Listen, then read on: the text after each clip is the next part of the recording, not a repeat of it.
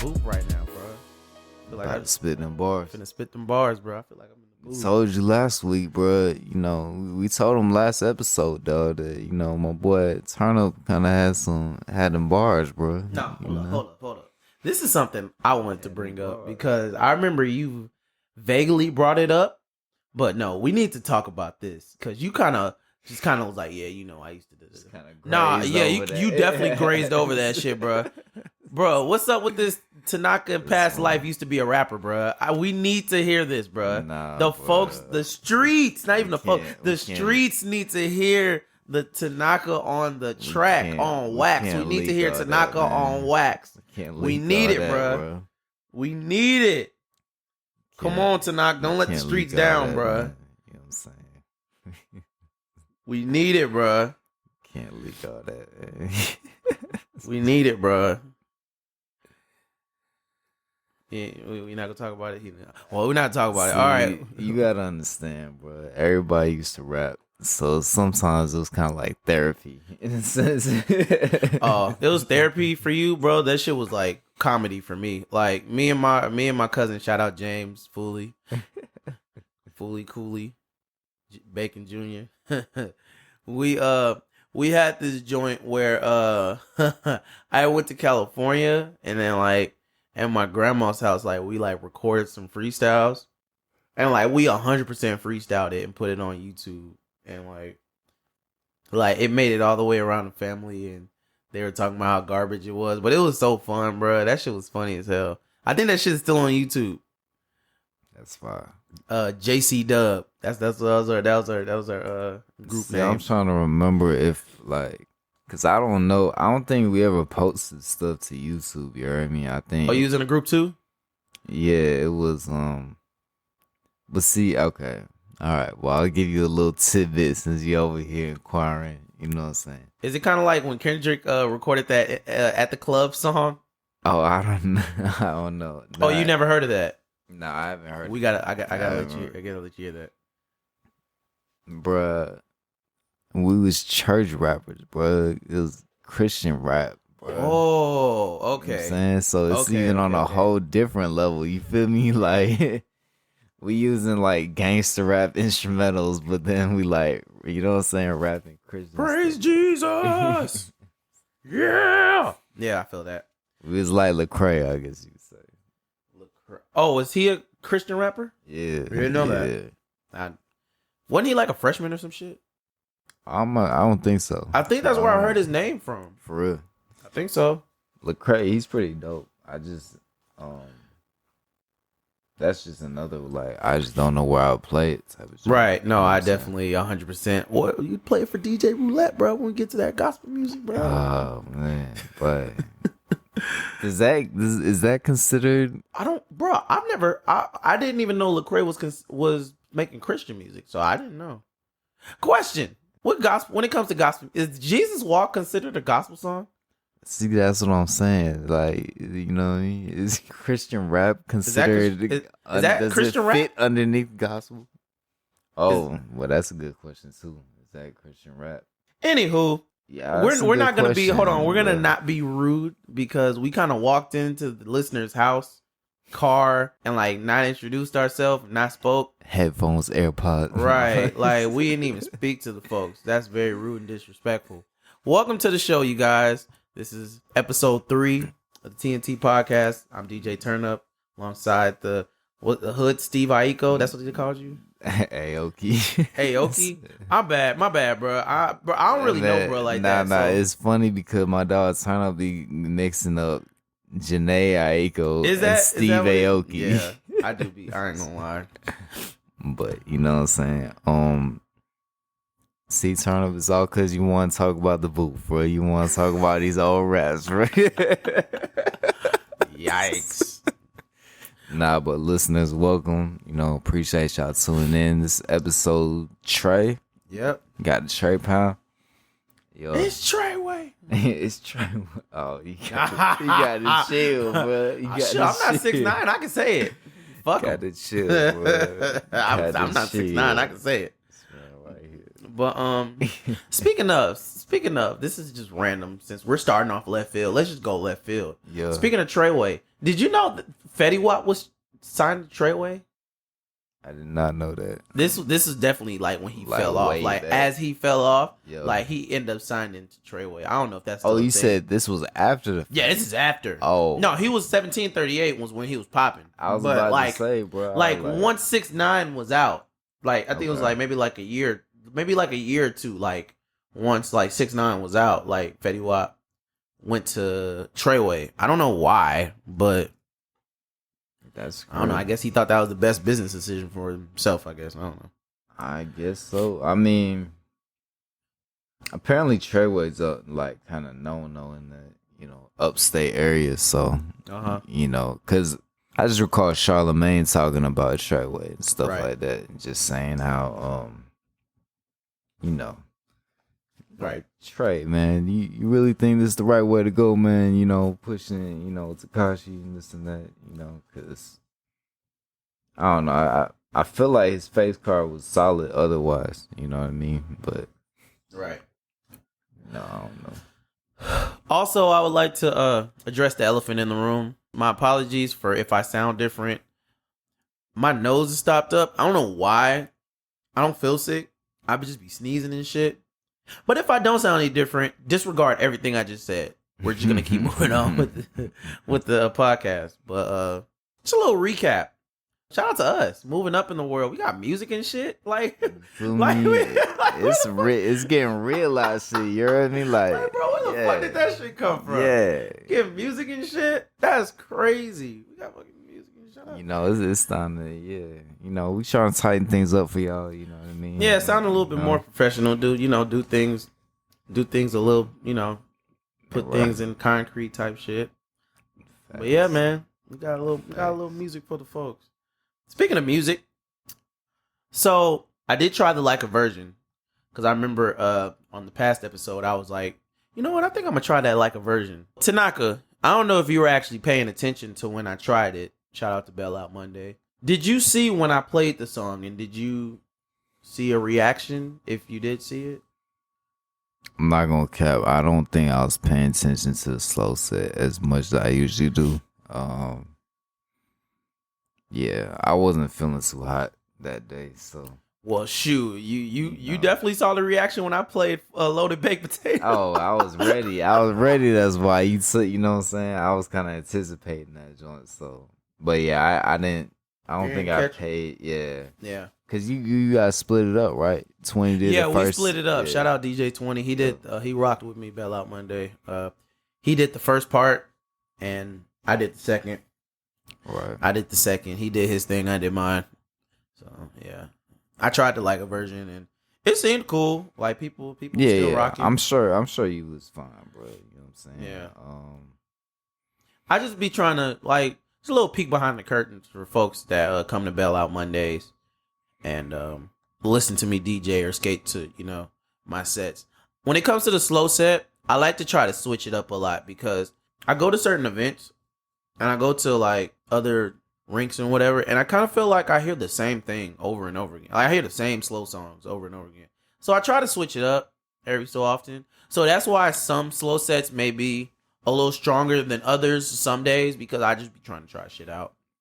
I'm the exact same way. I be trying to find them gems that y'all ain't heard in the ring. Right. I feel like that's the best. Honestly, bro, I feel like that's the best way of catching the audience is hitting them with them nostalgia songs. That's like, yo, I haven't heard this song or whatever. Or a song that they've never heard before, and they come up to you like, bro, what's the name of that? Like, I feel like those are the two best reactions. Yeah. I had tried some stuff out. I had tried that, what's that, Pandora? What's the name? Oh, who was that by? The Jacquees joint. Speaking of, somebody requested, I don't know if you've heard this song, Persian Rug by Jacquees. Have you heard that? Oh, by Jacquees. Yeah. Oh, I guess it was a Jacquees remix. You know how he be remixing everything. Yeah, but what is he called? The Queen Mix. Yeah. Queen Mix. Yeah, I played that because somebody had requested it, but Nah, I only know the Party Next Door Persian Rug. You know what I'm saying? Which reminds me, I gotta make a clean version of that.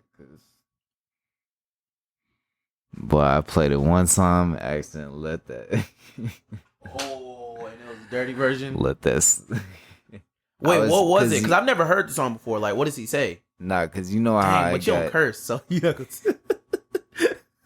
you know I got the censor button on my DJ joint, and he only cursed like one time. You feel me? So I was like, all right, it shouldn't be. Oh, you missed it.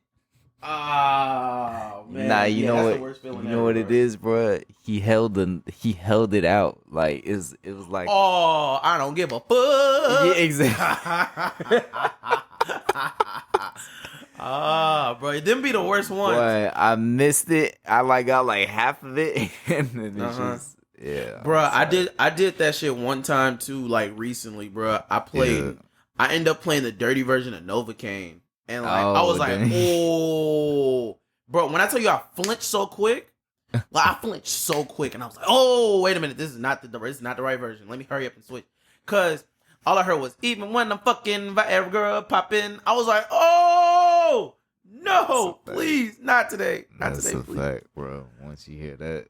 Yeah, I had to get a clean version. Thankfully, Virtual has the stems joint, so like I could like edit it like as I'm going. Cause I was definitely like nervous.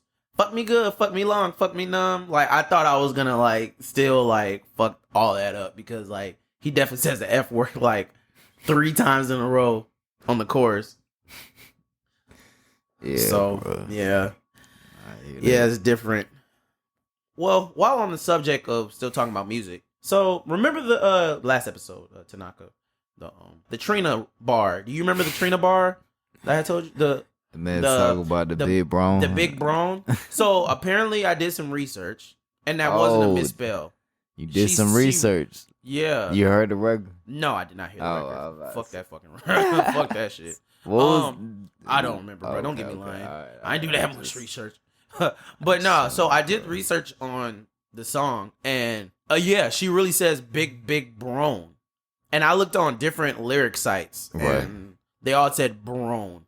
So Trina, if you're listening, please just let us know what brown is. Okay, that was my next question. Yeah. Did we ever discover or no, understand we didn't, what brown because we meant? thought it was a misspelling. Right. So I was just like, what? Like, what does that even mean? I ain't never heard it in my life. I don't know, bro. I really thought, I don't know, bro. I was over there thinking she talking about Braun, like LeBron. Right.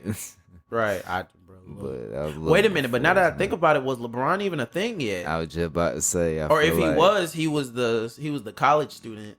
Baby, I guess because it's baby Braun out here. Yeah, baby Braun. Yeah, because that was like that had to be like 03 because she said Bone Crusher, right? Oh yeah, and that would have been his rookie year when he was with Cleveland. That would have. That either would have been his rookie year or like his senior year in college type shit, right? Yep. Yeah. Yeah. But let's see what we got. So we're gonna address the other elephant in the room. LOX versus Dipset. The verses that just passed. I didn't watch it, but of course, you know, hip hop nerd number 1, DJ Tanaka watched it. You already know he watched it. You know what I'm so saying? I'm just gonna let him spill his heart out for a little bit. I may back out for a few minutes and just let him just spill his heart out, cause you know it's hip hop, bro. And I will say this, from the clips I did see, it is a little refreshing to see that there are still fans of that kind of hip hop. But that kind of hip hop. Nah, cause I mean, you ask the youngins and it's like, oh, that's they old ass snooze fest, right? Fuck about Cameron and Dipset and Joel, especially. If anything, they would care more about Dipset than LOX. Oh yeah, of course. But yeah, so nah, definitely. I mean, you know, cause I feel like, you know, even for our like us, you know what I'm saying, like, were we necessarily raised on locks, you know, LOX? No. We were raised on Jadakiss. We was raised on Jadakiss. We was raised on Dipset. You know what I'm saying? Like, that's more of our realm. Will we say Styles P, or will we just give him that one Styles song? P is kind of like, you know, he's a little iffy. Hot and cold. Yeah, it's a little hot and cold just because, you know, we only know like one record. You know what I'm saying? But I actually know two. Yeah, but that's another story. But you know, Locks, they was a little bit before. You know what I'm saying? They was kind of like when we was in elementary school. You know what I mean? And I wouldn't say I was really listening to music like that until like middle school, because I feel like that's where everybody kind of like starts to discover, you know what I'm saying, like their musical taste. Like before that, it's more so like of whatever's around. It's whatever's around type shit. You know what I'm saying? And being that we're not from New York, especially, you know what I mean? What, you know, like we don't have like an uncle or like older brother that may have happened to be playing Locks, you know what I'm saying? Or something like that. You know what I mean? I feel like, you know, we wasn't really in tune with that. And that's facts, because it was like whatever was on MTV or BET was what we were listening to. And I vaguely remember watching Old Boy on the, you know, on BET or MTV or whatever the case may have been, just on TV, period. Exactly. Yeah. But yeah, I would say Dipset is more of our, you know what I'm saying, our style. But, you know, for the youngins, they don't even know about Dipset. You know what I'm saying? I mean, but it's kind of equivalent of their generation. There's some people that they know that we don't know. I mean, circle of life. Facts. But to reel it back in, this LOX and Dipset. So what were some of your favorite moments of that Verzuz? So, okay, let's see. How can I paint this? I think the beauty of it, first of all, was that it was a live audience. You know, all these verses. Question, was that the first one that was a live audience? I don't think so, because I think they did have some for like the SWV. I forgot who they went. I didn't watch the Bow Wow or Soulja Boy one either. Did that one have a crowd? I think they did have a crowd. Yeah, so I don't think it's the first one. So we'll say one of the first. Yeah, but it's in like the first 5, I would say. You know. But being that it was 2 hardcore New York groups in the heart of New York City at Madison Square Garden with a full New York crowd, it was just like the energy was right. You know what I'm saying? If they was to do this on the West Coast, if they was to do this in Miami or somewhere else, it just wouldn't have the same feel. You know what I mean? That would make little to no sense if they were to do it anywhere else. Exactly. You know, so being that it was in New York, heart of New York, it was only right. You know, the energy was right. The crowd was, you know, all the way tuned in, you know, so I feel like you're getting the best of the best, you know, in some sorts. And so the beauty of this, I think, is that it reminded people, you know how they always say when comparing rappers, they always say like some rappers are like more style over substance, whereas others are more substance over style, you know. This was kind of a showcase of that. You know what I mean? Because you could argue that the Locks was more substance, whereas like Dipset was more style. But what set them apart was the performance, you know? That's a big thing I think people that forget about this Verzuz, like, you know, because anybody, even myself included, would have said that Dipset would have won. I definitely you know what I mean? on Dipset. Because we know they hits more. I feel like they bigger, you know, this, that, and the third.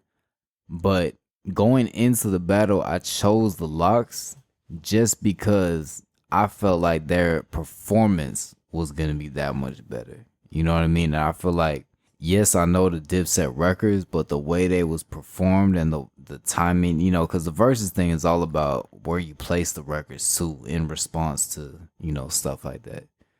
And I think a lot of people forget about that, because if we was to just put up a playlist against playlist of like what was played, right, and just take it as that, most people would pick Dipset. Definitely. You know what I'm saying? I would definitely be on Dipset side. But if you actually saw the battle and saw how it went down, you could see that the whole joint was more towards the Locks. Like it was to a point where my folk from New York was saying, like, is Dipset even going to win a round out here?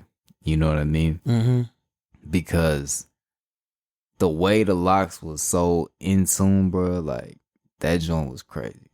That joint was crazy. And so, you know, I was telling my folk about this, is that seeing the locks execute the way that they did shows A, that they was prepared, and shows B, that they know how to perform. So like even a lot of the freestyles that I didn't even know like that, they chemistry was so on point that it made it sound doper than, you know what I'm saying? What it even really, what the was. impact, you know, even really was. Because we might go back and listen to the freestyle and just be like, that's a cool little freestyle, you know, that sort of thing. But the way that the crowd was like bar for bar with them showed the impact. And I think that's also another thing in which they won, was because they hit them with radio hits, they hit them with the club hits, but then they also hit them with like the mixtape joints and like the real streets, you know. And that plan of attack, I feel, worked best because Dipset had a lot of these huge club joints, radio hits, but when they didn't fight back on the mixtape type of circuit, and don't get me wrong too, like Dipset got mixtape joints, you know what I'm saying? Like you think about Joel Santana, you know, and when he had that "I Can't Feel My Face" kind of era. You wasn't a fan? No, I was a huge fan. Well, okay. Yeah. I won't say that. I won't say I was a huge fan. Right. But in the back of my head, I was one of those people waiting for "I Can't Feel My Face." I feel like we all were. But absolutely. like, I mean, of course, like I said, I was so knee deep in the game that I really didn't care. Right. Like that was my dude. Like from through thick and thin. But exactly. I was in the back of my head like, dang, like they never came out with "I Can't Feel My Face." And that's what I'm saying, is that like there was so much hype for that, you know what I mean? And it never came. And that's that. I mean, truth be told, that's kind of the story of Joel Santana's career right there. Yikes. Is that like he has so much potential. Like it was like he could have been like Wayne type status, like just in how like there was so much hype. He was young, you know what I'm saying? Like the mixtapes and all that. There was so much buzz, and then it just never came. There was no record, there was no album, there was no tape. Nothing. Yeah, he never reached his potential. Yeah, and that's just so unfortunate, bro, because it's like you hate to see something like that. Right. I mean? But anyway, I'm gonna reel it back in. You know, I'm getting a little off board. But that was what I was thinking, is that they didn't fight back on the mixtape level. And being that it was New York, and you know New York is like, you know, real hip hop, you feel me? Like they care about bars and like all that. And that was another thing, is that, so A, it was the style in which they attacked, you know, Dipset with, you know, all three facets. And then it was B, Jadakiss, you know, hands down was like kind of like the way the way that he was talking that talk in between the records, that made a huge difference. And then B, he kept pressing the point of New York, like we in the mecca of hip hop. This is the home of hip. This is where it was born. Like, okay, these dudes is lip syncing over here. They not even rapping over their instrumentals. They don't know the words, New York. Like, what's going on? God, yeah. And see, mind you, if we was in the South, we may not care about that. You know what I'm saying? They wouldn't have cared about that. You feel me? They'd be like, what is you talking about? Like, we don't care about that. But because Jada kept pressing that, like, we in New York, the home of hip hop. Why these dudes don't know their words? Like, why they not rapping over instrumentals? Right. That made it 10 times better, because I think if it was anybody anywhere besides New York, I don't know if people would care like that. They wouldn't have. And yeah, my roommate, he always be talking about, like, you know, he don't really care about that shit. You know what I'm saying? He's like, you know, only because I guess he always quotes a line from 50 Cent, I guess, because like 50 had said something about that, where it's like, he was based, 50 is just like, it's so stupid how New Yorkers are like the only ones that care about like rhyming over your instrumentals and not, you know, not having like the back vocals. And so I'm assuming you don't know the name of that song? Nah, I don't know if it was an interview or a record. I can't recall, but that's anyway. My roommate, he feels similarly. Like he doesn't care about that. But I don't know. From just a performance standpoint, I do care about it because I've seen how clean it is when Jay does it. Oh, very clean. Yeah, it was really clean. And it was to a point. I remember So Def had like their 25th anniversary or 20th anniversary. I forgot which one. I think it was the 20th actually. They had brought Jay out, and Jay was gonna do public service announcement, but the DJ didn't have the instrumental. He had the song with the vocal, the song, right? Yeah, he had the song. And Jay was like, hold up. Like, you don't got the instrumental? Like, and then the DJ didn't have it. So he's like, come on, y'all, I can't perform that. Like, it don't sound right. You know what I mean? Or, cause I guess like he be having like, they'll switch up, you know what I mean? Like the intro to the record and stuff like that. And so, anyway, they was able to find it, thankfully. But, right. But yeah, when Jay performed, that's why it sounds so clean. Is because he's rapping over just the instrumentals. There's never no backing vocals that interfere with the performance. And I don't know. It's just like the little things I feel like that make a huge difference. And I feel like Lox learned that because they was with Puffy, and Bad Boy. And I feel that Bad Boy was on a similar, that performance, like just being a part of that camp. Taught them how to perform and true showmanship. That's crazy. I would have never thought of that. Right. Yeah. So anyway, little things like that. That was the main 3 key points I feel like as to why they won. You know what I mean? Of course, like the records that Dipset performed, like they gonna have it's gonna work regardless because people know the record, and then Madison Square Garden. That's like Manhattan, Harlem is like nearby. So, Harlem was heavy in the building, like, regardless. But yeah, some of my favorite moments though from this Verzuz, man, would definitely have to be when Jada was, he responded talking about how they not rapping over the instrumentals and how, he dropped the Who Shot Ya freestyle, from back in the day, and just the way that he killed that, had the crowd on lock, and then he slammed the microphone down after it, you know what I'm saying? So of course that was entertaining. And then Cam had performed Welcome to New York with Jay-Z, and that's a huge New York record, you know what I mean? Like type of joint you could play at a party today and still like, you know what I mean? Still they playing that at the parties in New York? It would still get a reaction, or like that it would still like it would be like it would be more so, I don't know if it'd be like hype crazy, but it would be more so of like he know for real, like, you know what I'm saying? And they will recognize it. It's one of those gems, you know what I'm saying?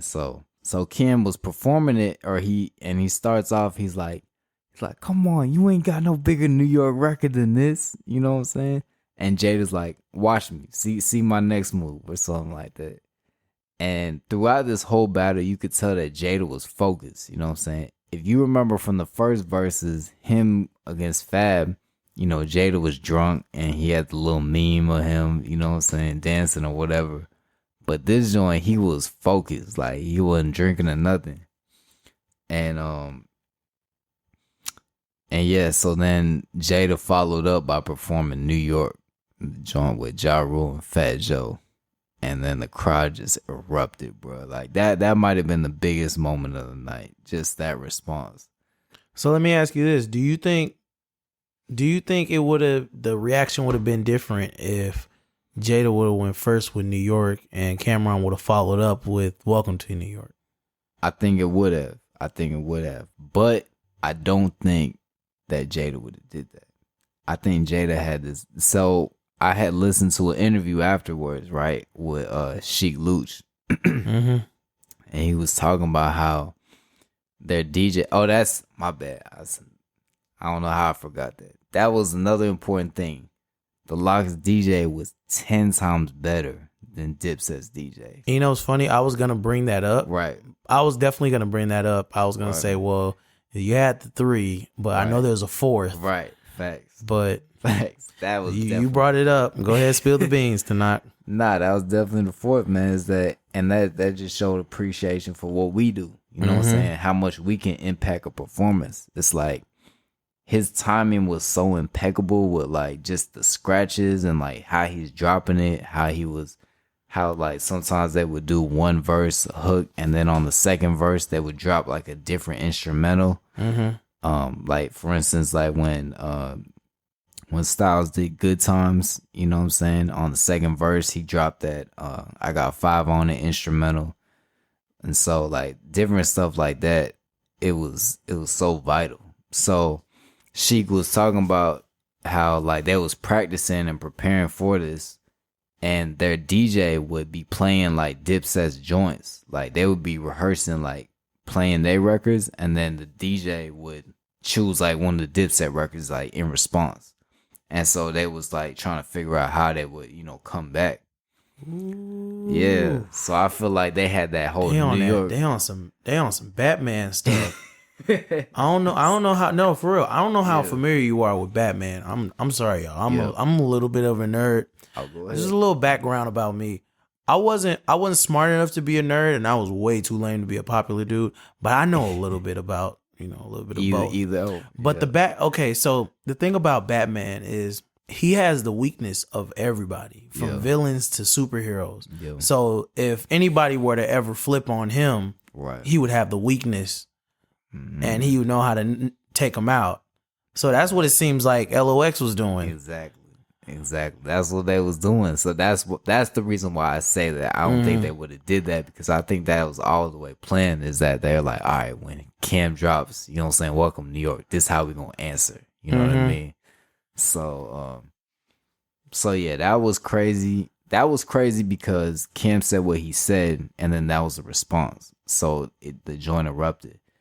The next situation that happened was when Jewels did Cam did Old Boy, Jewels followed with Hey Ma, and you know, of course, those is like bangers out of there. You know what I'm saying? Out of there. You feel me?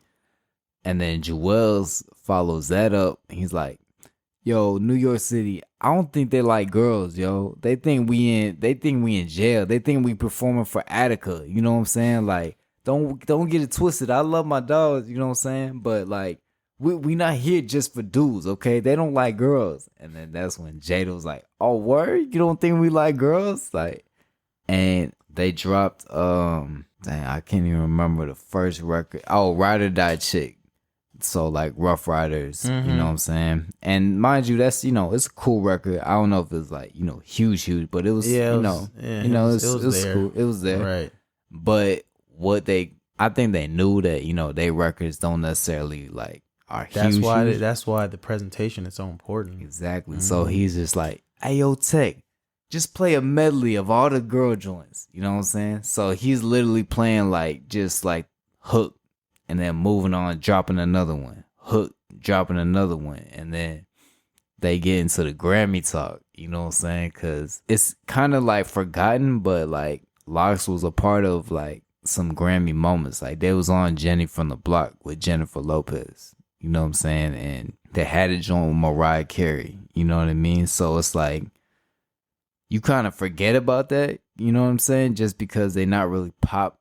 You know what I mean? Pop rappers like that. But they was involved in those moments. And so then that's when Jada was like, you know, we got Grammys. Like, they only know grams. You know what I'm saying? Just classic, you know, little banter or whatever. And so, but yeah, that was probably the next biggest moment. It's just the rebuttal to, you know, these things and stuff. And,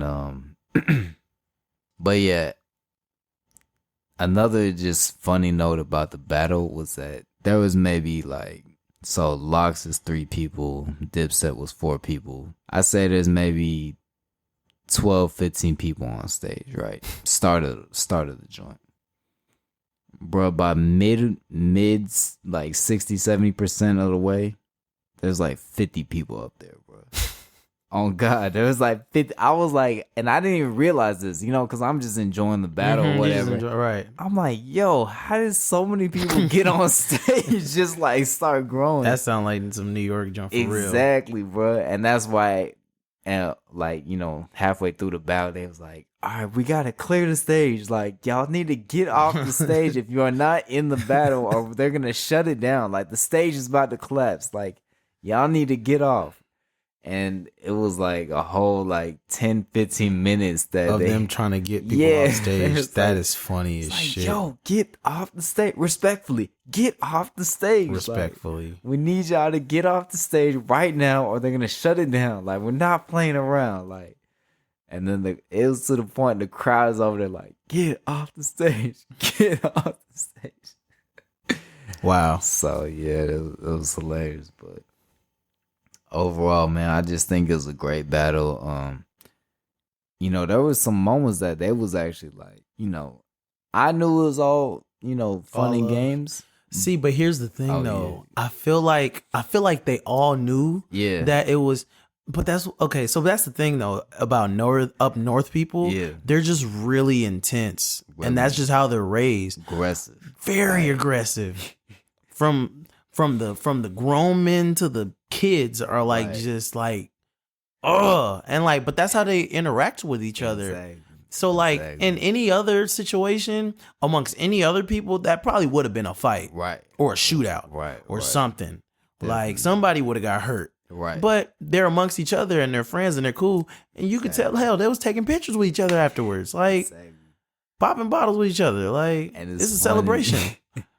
It's funny how Fat Joe, because I seen Fat Joe, you know, talking about it, whatever. And he was just like, yo, I felt bad for security because as many people as they had, they wasn't ready. If something had went down, like there was no way that they would have stopped it. There's like, we talking about the heart of New York. Like everybody who's who, like gangs and all that, they is in the building. You know what I'm saying? So there's no way security would have been if something had broke out, you know.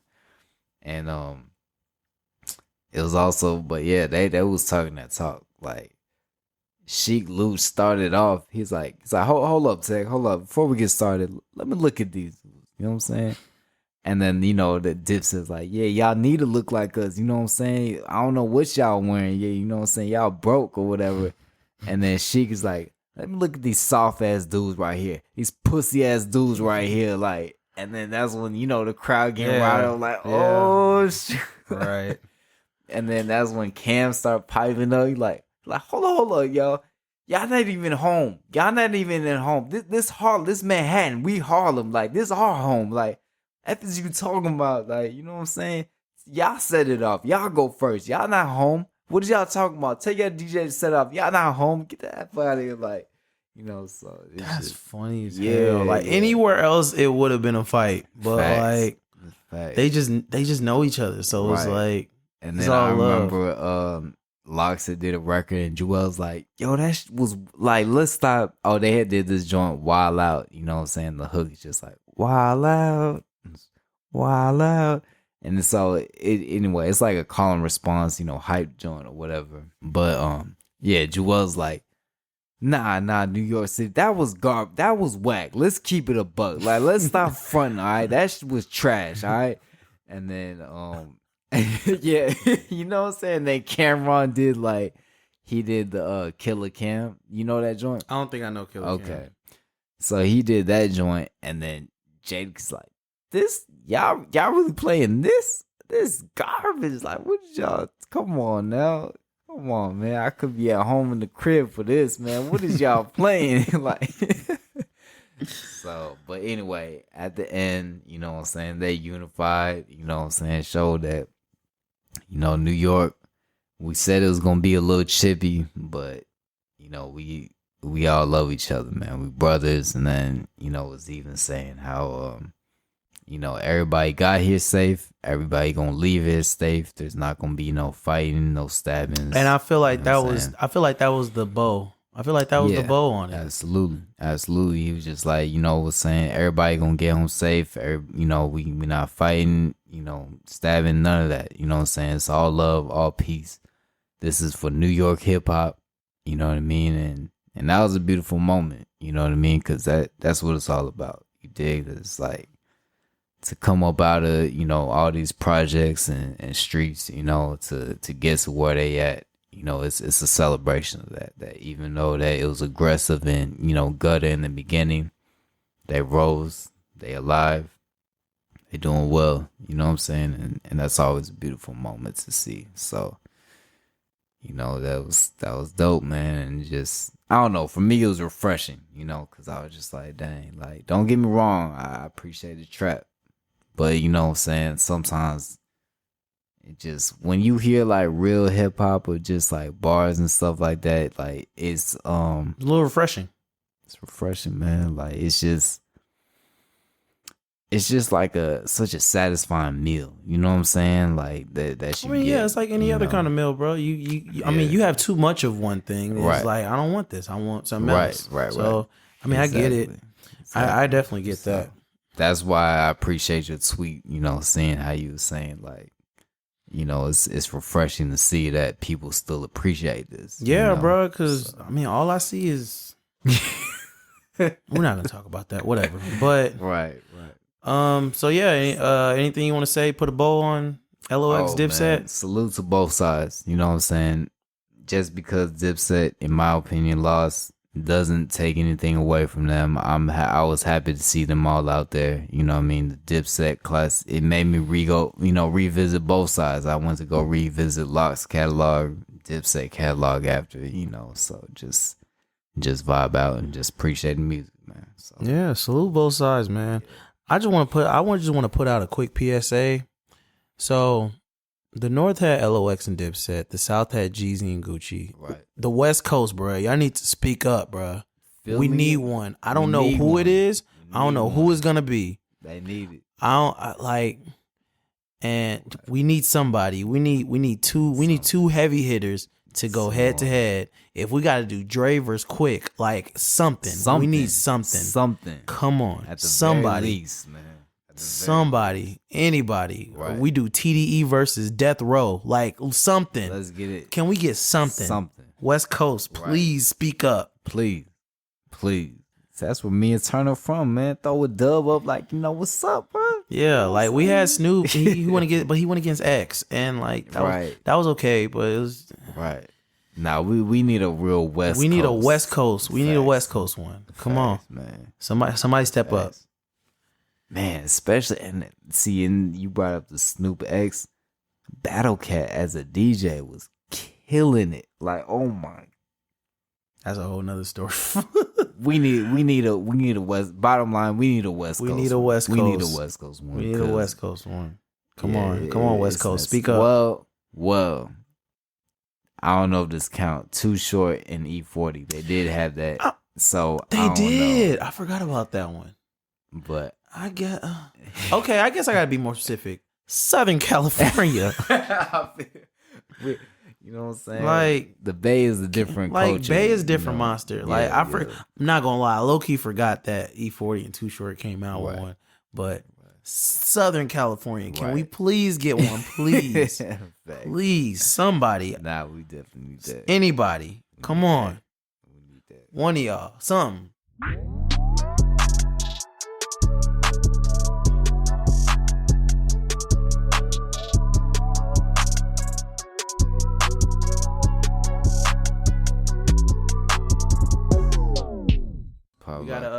We got a question of the day. Unless you go ahead, you go ahead and set it off. Of course, because we talked about right. Who is on your hip hop Mount Rushmore? Hip hop Mount Rushmore. Yes. So you know, Mount Rushmore is 4 of them. So who is on your hip hop Mount Rushmore? Is there any criteria or just who my favorites are? Just favorites. Mm-hmm. Well, I'm gonna first say T.I. T.I. is definitely on the Mount Rushmore. Then I'll probably go Tupac. T.I. Tupac.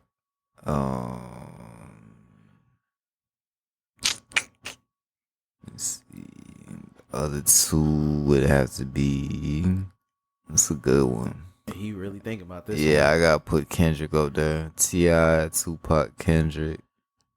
And gosh, I'm over here going through East Coast, like scrolling through the rappers in my head, like Yeah, that fourth spot tough. It's always the last part that's the toughest one. Yeah. I don't know. This is how I know. This is how I usually because this is how I did my top 50. Because I think we talked about this. Yeah. So how I did it was I did lyrically, if they could hold a club, because what the culture doesn't realize is that the club scene is definitely part of the culture. Right. Definitely a part of the culture. If their song isn't lyrical, could it hold a club? Could it hold a party? Right. And how fast would you stop everything to go listen to this person's project or song? Those are 3 things I usually go by. Yeah, I feel that. Definitely feel that. Yeah, I gotta marinate on it, bro. That last spot is tough. Okay, how about this? A fourth spot. Because even when folks used to ask me about the top 5, you feel me? Like, I always like, you know what I'm saying? Enjoy Tricky Ricky. You know what I mean? I did what you're saying. Yeah. So let me ask you. So you got the 4 then? What, my 4? Yeah.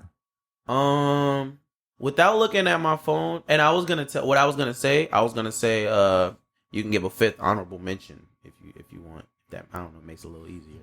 But if I were to say, I would probably say off the top of my head in no particular order, Drake, Game. See, would I really say Tupac though? Like, I would, but here's the thing about Pac, right? I was into Tupac, and I like his music. Not saying that he's not the greatest, like one of the greatest lyricists or rappers, period. Yeah. But like, can I honestly say that I really listen to a lot of Tupac? Not really. I think I've probably heard like I said, he's definitely in my top 10. Right. I feel you. Just because of his life. Like, bro, his life is a lot more interesting than like his actual music. It's funny because like I think I seen an interview with Herbo that was asking him the same question, and he like, bro, I gotta put Pac and Biggie like together, like they like a 2-headed monster. You know what I'm saying? Because like you can't do one without the other type joint. You know? I mean, that's cool, but I like Biggie. I don't think Biggie would be in my top 10, but the only reason is because he doesn't really have a lot of body of work. All the people that I like name have a library that I can listen to. That's what's funny too. I know. Oh, so yeah, I guess that would be the 4th thing. So like they gotta at least have like, okay, so if you listen to episode 0, you heard me talk about Hip Hop High School. Right. Like you gotta at least have 4 projects, at least. Bare minimum. Like you gotta pass that Hip Hop High School shit. I was over there thinking in my head, T.I., Tupac. Yes, all of them. Yeah, all of them do. Kendrick have 4? I guess not, but I mean, I ain't gonna lie. I would count Section 80. I would count Section 80 because Section 80 was damn near a album, damn near. You feel like it wasn't like when he came out with Good Kid, Mad City, he had songs off of Section 80 on there. Right. Like that was a whole brand new project. So he would just get it off of that alone. I feel that. But I feel that. So yeah, Drake, The Game, Wayne, and number 4. I guess I would give it to Pac. I'd probably give it to Pac. Yeah, Tupac. I'll give it to Tupac. And then an honorable mention, Cole. Of course. Yeah, Cole hard. Yeah. I think my honorable mention would go to my honorable mention probably go to Crit. Oh. So wait a minute. So Crit can't get that 4th spot, but he can get an honorable mention. Yeah, cause I don't know. Oh, he too fake, right? Remember? Nah, it's not he too fake. It's just like there's somebody I'm forgetting, bro. That like that's crucial. Yeah, like that I'm gonna look back on this like, oh, why did I say that type joint? Yeah, but I can't think. It's all good. We talk about it on the next episode. We're going off the top, so I can't. I'm really trying to think, bro. You know what? I'll just say Crit. Crit take the 4th spot, man. So who would be the honorable mention? Honorable mention. See, I like to always throw my guy Sahai in there, but you know, I'm surprised you didn't. I was actually waiting on you to say I know Sahai. that he can't. Cause it's crazy, bro. Cause in all honesty, he does have a line of work. Because I came to this realization remember when we was going over the records and you was trying to see Soulful Sunday. Yeah. And I was just thinking about it. I was like, dang, there's a lot of stuff that you really can't play like anywhere, bro. Like aside from your car. You know what I'm saying? but that's what I'm saying. Like, but here's the thing about though, like he's lyrical as fuck. So like, yeah, that holds. Like I said, bro, that holds. Like if you're that good, that holds a big spot. Cause it was interesting, like chopping with my boy Big Steve. You know what I'm saying? He shout like, out Big Steve. Yeah, shout out Big Steve. He's like, yeah, bro. Like I always thought Saha was dope, but he just didn't make like great songs. You know what I mean? For me to listen to. You know, so right. Like he appreciates his freestyles, like verses and stuff, but like as a whole song, you know, that I want to go and listen to. You know what I mean? He was a little like, You know, and I kind of understand that. Like, I could see what he's saying about that. Right. But I'm just sometimes I be caring so much about the bars that's all that I need all that matters. To, fascinate me. So shout out Sahai. But he'll take my honorable mention. Yeah, he definitely. So who did I say? The Game, Drake, Wayne, Pac, Cole, honorable mention. And I got T.I., Tupac, Kendrick, Crit. Honorable mention, Saha. But yeah, man, whatever podcast platform you're listening to, go ahead and hit the comments. Tell us who your Mount Rushmore is. Tell us how right or wrong. Tell us how stupid Big Crit shouldn't be and Saha should be in Tanaka's top 5, and how we shouldn't have Tupac in our Mount Rushmore because he fucking sucks, or however you feel. Just go ahead and hit up the comments. Get a conversation started. Or let us know y'all Mount Rushmore. Definitely. Trying to see what y'all on. Tell us how Big Draco made it famous for anybody to make a Mount Rushmore. You know what I'm saying? The innovator. Right.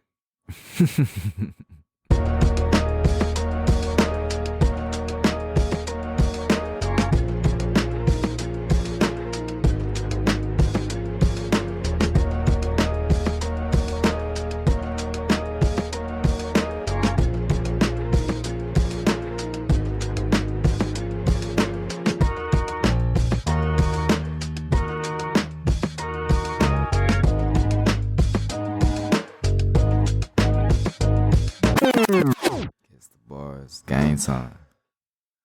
Now I really feel like I'm in the booth. All right, ladies and gentlemen. We're going to get into our next segment. Guess the Bars segment. I got Tanaka some bars. He got me some bars. And we're going to rate them on the F scale. You know what the F scale is by now. You'll just figure it out as we go. But let's see. We got here. Am I starting it off or are you starting it off? Oh, yeah, you can go ahead. I started off. I'm like, mama is sick. I promise you, Dick usually have a problem with chicks. Why? They all say I'm rotten and rich. But not her. Boobies real. High heels doobie feel. Plus got them Gucci nails, huh? You a cutie still. And this my down girl too. Ain't no groupie deal. We left the movies with Uzi Suzuki wheels to the jacuzzi. I tell how my boob be real. I mean, she do be winning, Louis spinning. Go to the crib, she got the Gucci linen. I see booby grinning. So this is definitely Prodigy from Out of Control, the remix. That was cool. I like the rhyme scheme. The do do do do do do do do do do do do do. It took me a second to figure out who it was, but yeah. Shout out Prodigy, long live Prodigy. Oh, it's not. That's not Prodigy? That's not? No. That's not? Who is that? I've heard. Oh, I'm bugging. That's not. No, that's Cameron. That's Cameron. Cameron. Oh, what's the name of that fucking song? Yeah, I'm sorry. I just had a brain fart, you guys. That's not Cameron. What song is that? Like, Mommy's sick. We left the movie Uzi Suzuki wheel to the jacuzzi. Yeah, now I hear it. Booby winning, Louis spinning. Yeah, I hear it now. Okay. Hey Ma? Is that Hey Ma? Yeah, it's Hey Ma. Hey Ma, yeah. My bad. But still, long live Prodigy. But yeah, no. Long live Prodigy. Sure. Yeah. That was cool. I give it a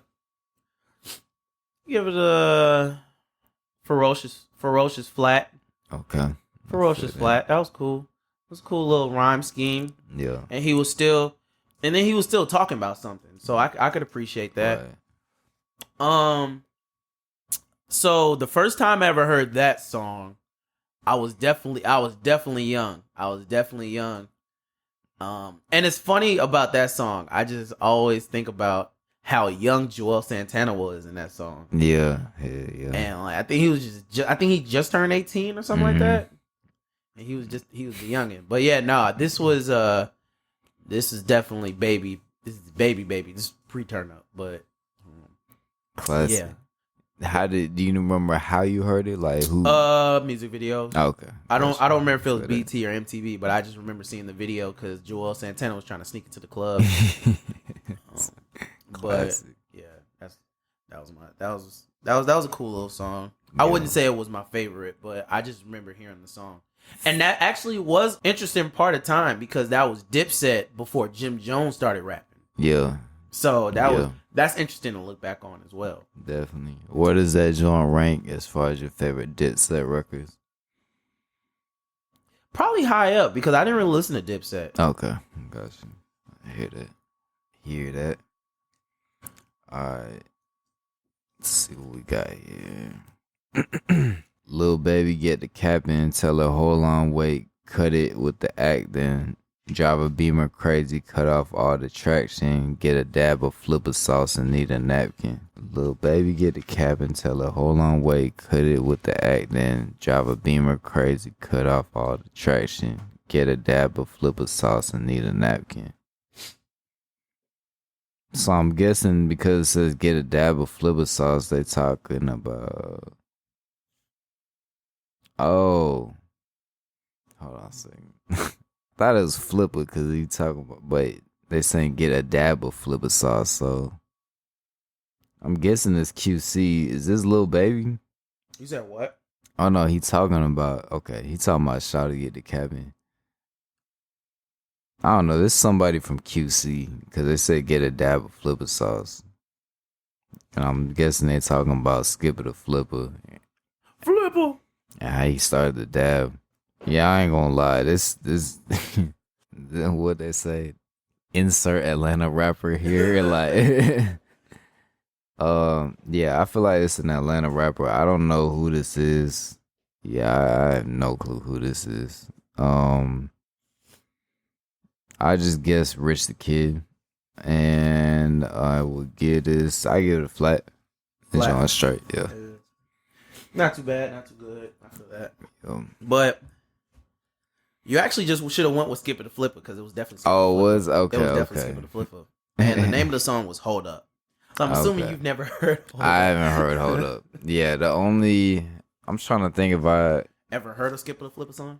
Yeah, I haven't heard of Skipper the Flipper song. Yeah, I'm not gonna lie. I don't think I've ever heard of Skipper the Flipper song either. Yeah, no, I have. You know what's funny? I heard a Skipper the Flipper song, but it was kind of weird because better catch your dreams. Like it was weird. Like some motivational. Yeah, like it was weird because he still had the same tone that he has, right. And it was better catch your dreams. Better catch your dreams. Like that was the only song I heard about Skipper the Flipper.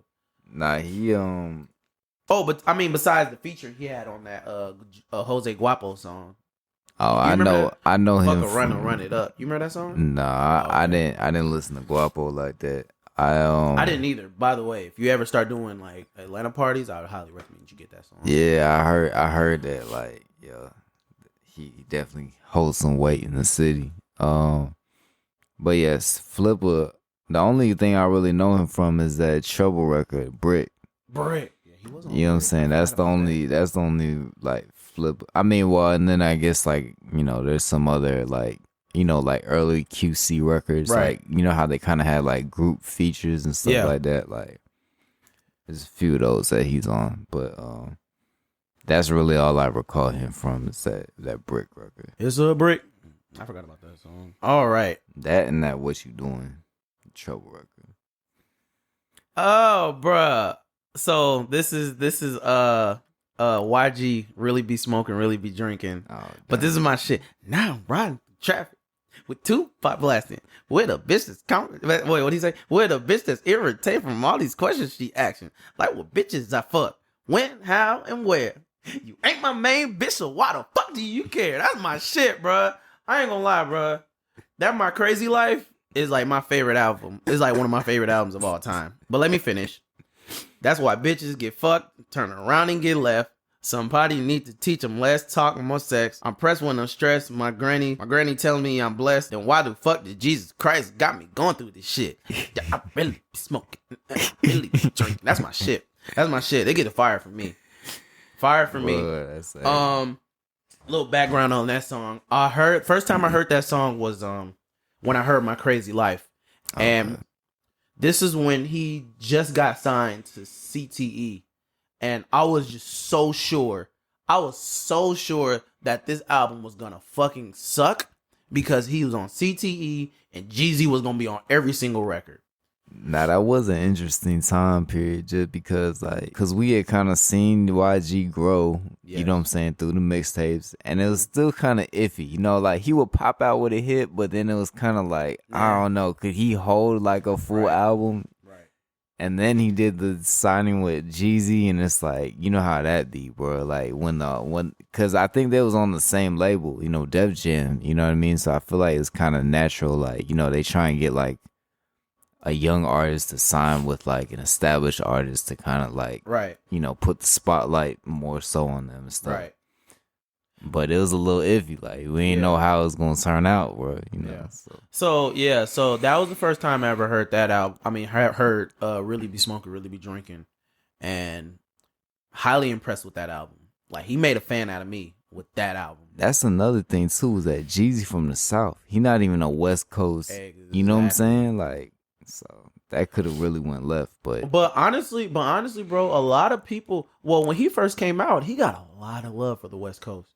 Yeah, he got a lot of love from the West Coast. So that's not too surprising that he like went out and got YG or whatever. Because hell, I don't know if you probably remember because you know music nerd, but hip hop nerd. The Game on One Blood, word to Easy. I'm so ill, believe me. I made room for Jeezy, but the rest of you niggas better be glad you're breathing. Damn, I gotta go listen to that One Blood remix again, bro. No, that was the original. Oh, that was the original. Yeah, that was the second verse, I think. I'm tweaking, bro. Yeah, he was on the. I remember that because I think he was on the roof. He was on the roof when he was talking about it. He was on the roof in the video and shit. Damn. But yeah, man. Shout out YG. I'm gonna need you to come out with a My Crazy Life too, bro. Because you came with that heat for My Crazy Life. So that you listened to that when you heard the album. Yeah.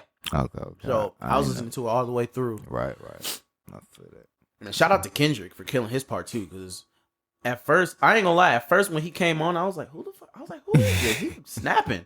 And I looked, I was like, oh, it's Kendrick. Oh, yeah, man, that makes sense. Going crazy. My Crazy Life. It's not really a classic for real. It is, bro. Like, it's like when I pull right off the lot, bet I fuck him up.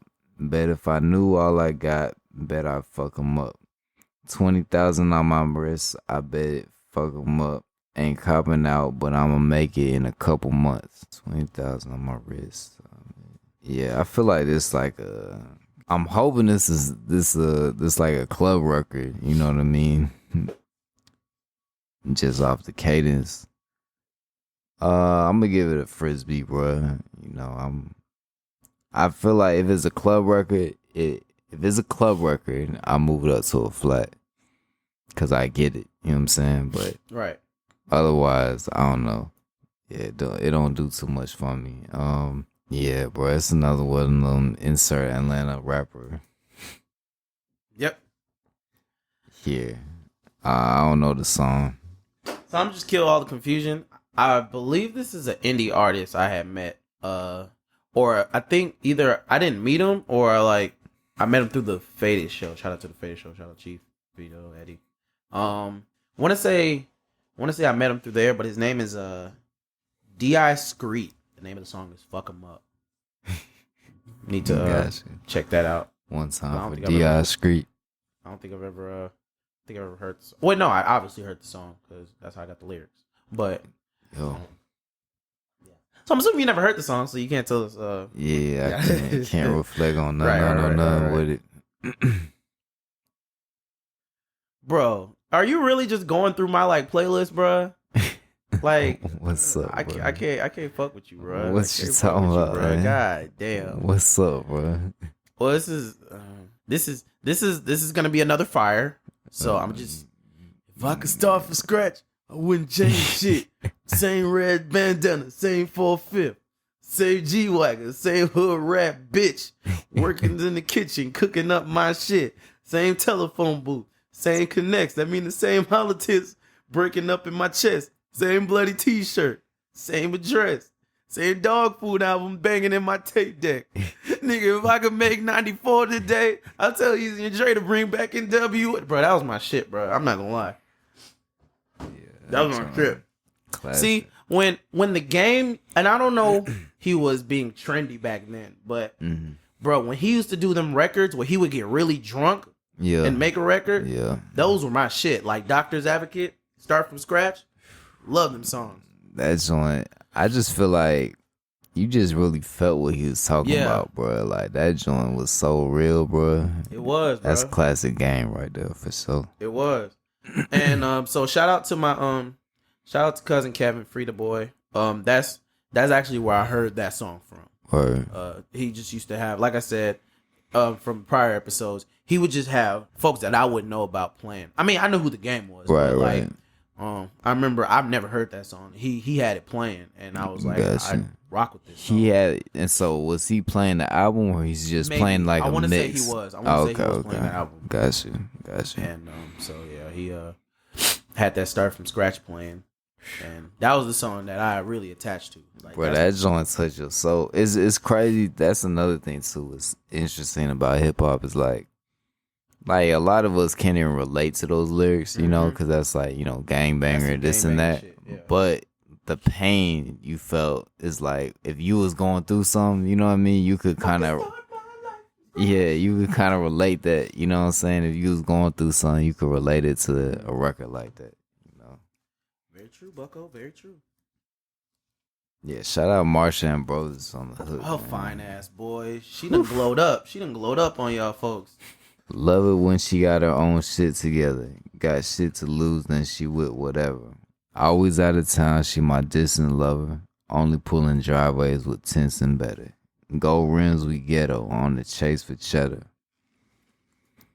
See, love it when she got her own shit together. Got shit to lose, then she with whatever. Always out of town, she my distant lover.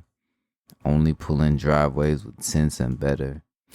Gold rims, we ghetto, on the chase for cheddar. So I thought initially that this was she got her own.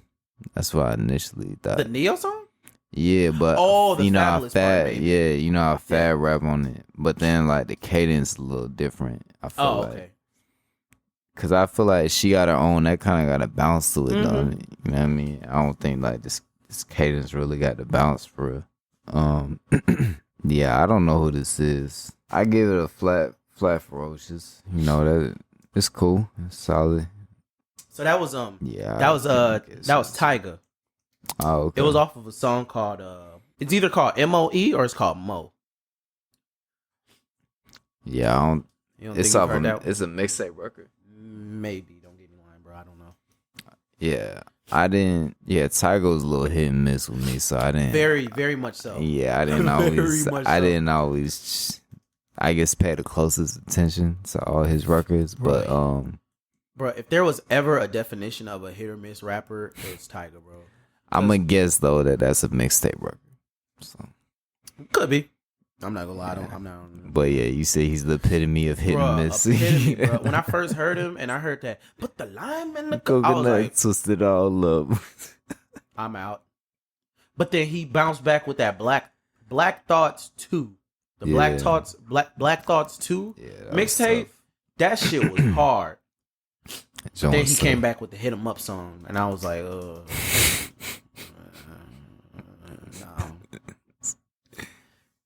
But then he would bounce back with something else. So I fuck with Tyga. Tyga's cool. One thing you can say about Tyga though, he got hits. You know what I'm saying? Oh no, no doubt. You know, so that's like. What would you say is your favorite Tyga record? See, Tyga's one of them rappers, bro. I don't know if I want to listen to a project by him, but I'll listen to his greatest hits. You know what I mean? Like, Definitely. I feel like his greatest hits be fire. Like, I'm not gonna lie, bro. That one mixtape he had, the Well Done mixtape. Yeah. Them shit's hard. Yeah, like that's what. If I had to choose like a best project, like it'd be probably between the whatever album the Rat City was on. It'd be between that and one of the mixtapes to do with gold something. Yeah. No, I can't recall the name right now, but yeah, you definitely. Yeah. But it'd be between that and one of those Well Done mixtapes. Well Done. Yeah. Speaking of Tiger, you ever wonder what happened to Honey Cocaine? Absolutely. Somebody had mentioned something cocaine. I thought they was talking about honey cocaine, but it was something I'm not gonna lie, bro. Them Heisman freestyles they did, them shits were hard. Hard body. Hard body, bro, for real. For sure. Hard body. Nah, it do make you wonder what happened to honey cocaine, for real. Last time I heard of her was that incident she had with her friend killing himself. That's the last thing I heard you talking about bro from Seattle? Maybe. Yeah. I don't know where he was from. I think he was supposed to be like a comedian or some shit. Yeah. Well, I think he's like a popular YouTuber or something. Yeah. All right, let's see.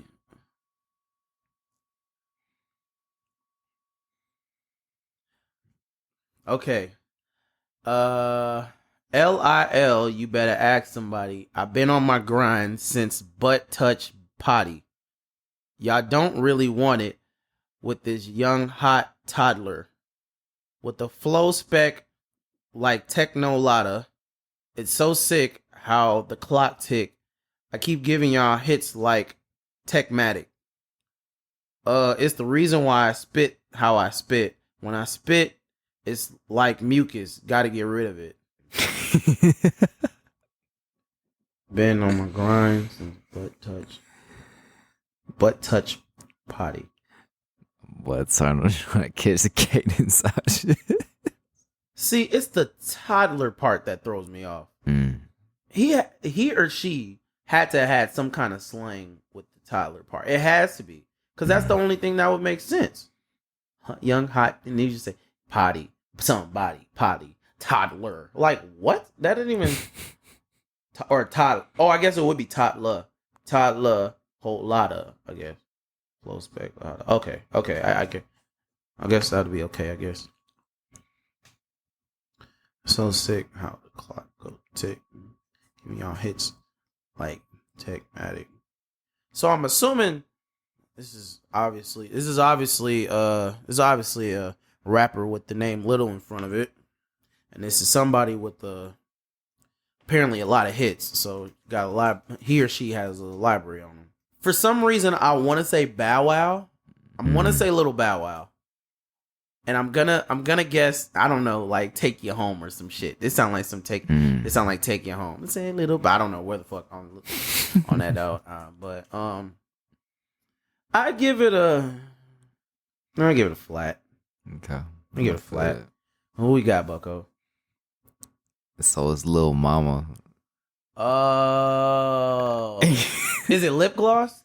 Nah, it's not lip gloss. It's off of Shawty Get Loose with T-Pain and Chris Brown. Oh, God, bro. You know what's funny? I always forget about that song. Yeah. Question, just random skate question. Would you play that song as a jam skate song? Yeah, I might. I mean, I could see it being played. Yeah, I always forget that song. Yeah. But Shawty Get Loose. I have heard the song. I don't remember the first time I heard the song. Question, when did that song come out? Was that 2007? Is that right? So 2008, 2007. This may be right before my hip hop early days. Cause I remember seeing the video on MTV or BET. 2008. Yeah, so I remember seeing it on. That's the first time I ever heard it was music video. The all white joint, right? Mm-hmm. Yeah. Shawty Get Loose. But yeah, so yep, that's what I got. Shawty Get Loose. Did you F with the song? It was okay. Might have like 10 on me. That ain't really shit. Studio, what I'm in, homie. If I ain't in your bitch. And you ain't blowing if you ain't put in on it. Cause I ain't into giving. I had 10 on me. It really ain't still what I meant, homie. And you ain't blowing if you ain't put in on it. Cause I ain't into giving. Little selfish, rude motherfucker, right? Nah, So rude. Nah, I'm playing.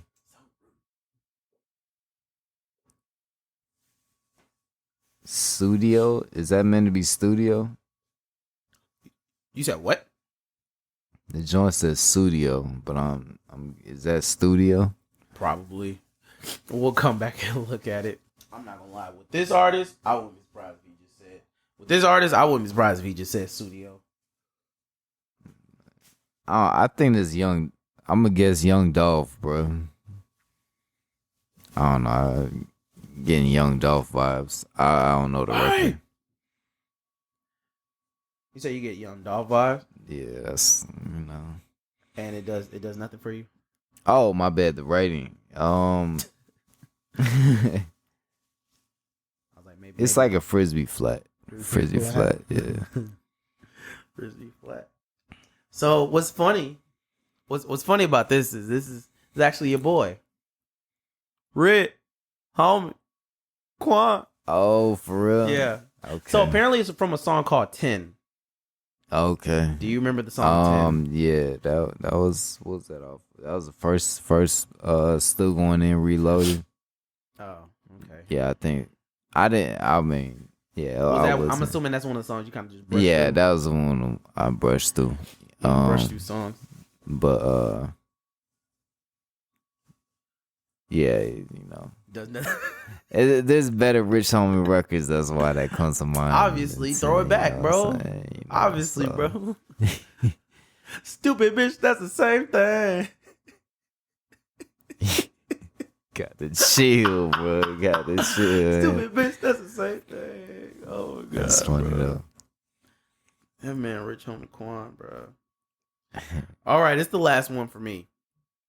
I'm a hard guy to get along with, get a song with. When shit be going right, I flip into the wrong shit. The prime artists expect me to rhyme hardest.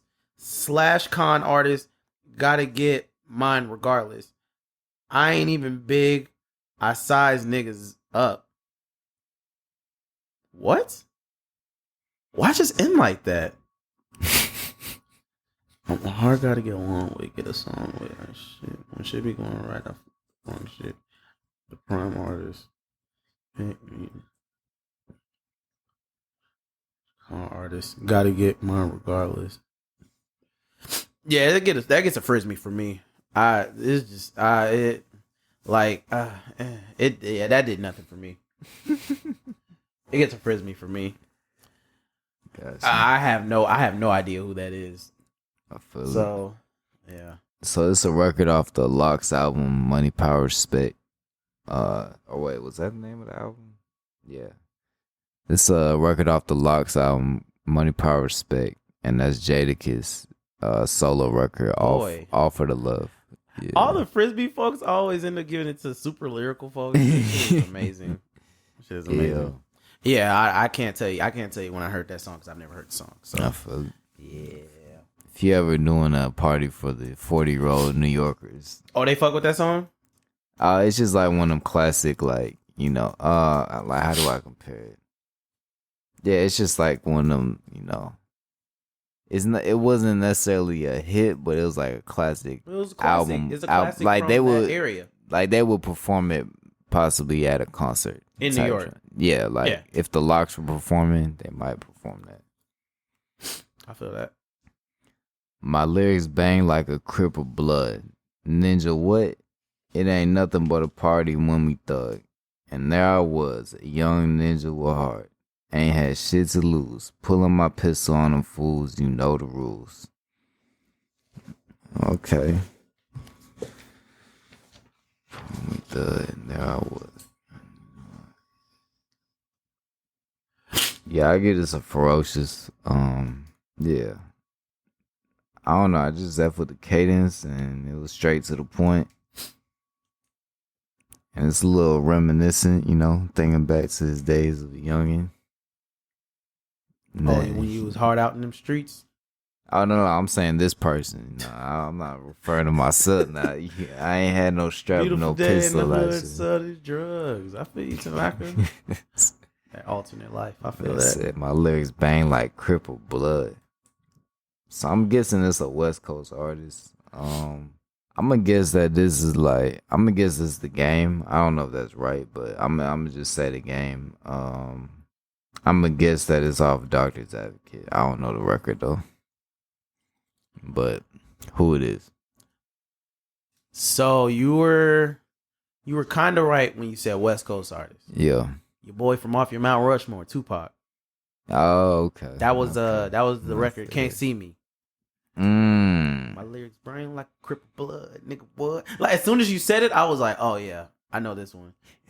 That's like one of my favorite Tupac songs, by the way. But yeah. So that's the G-Funk joint, right? Yeah. Ding, ding, ding, You ding. can't be one. Yeah, that one. I think I discovered that joint off of. Wow, this is crazy. So there was this dude who he had some, I don't know, some type of television show, bruh. And he became YouTube viral. Oh my god! You know what I'm talking about? You showed me this video. Oh my god, the preacher guy. Oh my god, yes, you told me about that fucking bullshit, bro. I think he's the one that put me onto the song, and you made me I remember that because I remember I told you about Can't See Me, and then you told me bro, have you seen the? Oh my god. Anyway, long story short, there was some television show. This dude would come on at odd hours of the. You know what I'm saying? He was one of them 3 a.m. shows, and he was a preacher, but he was a gangster preacher, and then he would be cursing people out and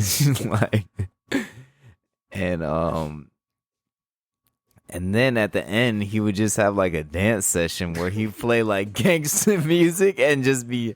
Now, mind you, he had some smooth moves. He was over there pop locking in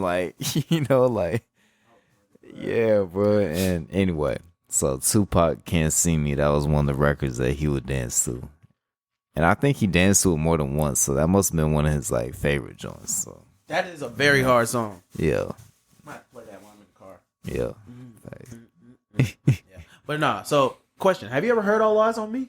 I believe I have, but I don't recall any of the. No, I'm trying to think if I recall I'm trying to think if I heard it all the way through or not, because I feel like I've heard about 75% through, but I don't know if I've heard it all the way through. So what's interesting about All Eyes on Me is that is the fact that, and I don't know how true this is, but I read in a book that shit went platinum in 4 hours of it being released. That's crazy. Is a very interesting fact about All Eyes on Me. Right. And what's another interesting thing about All Eyes on Me is that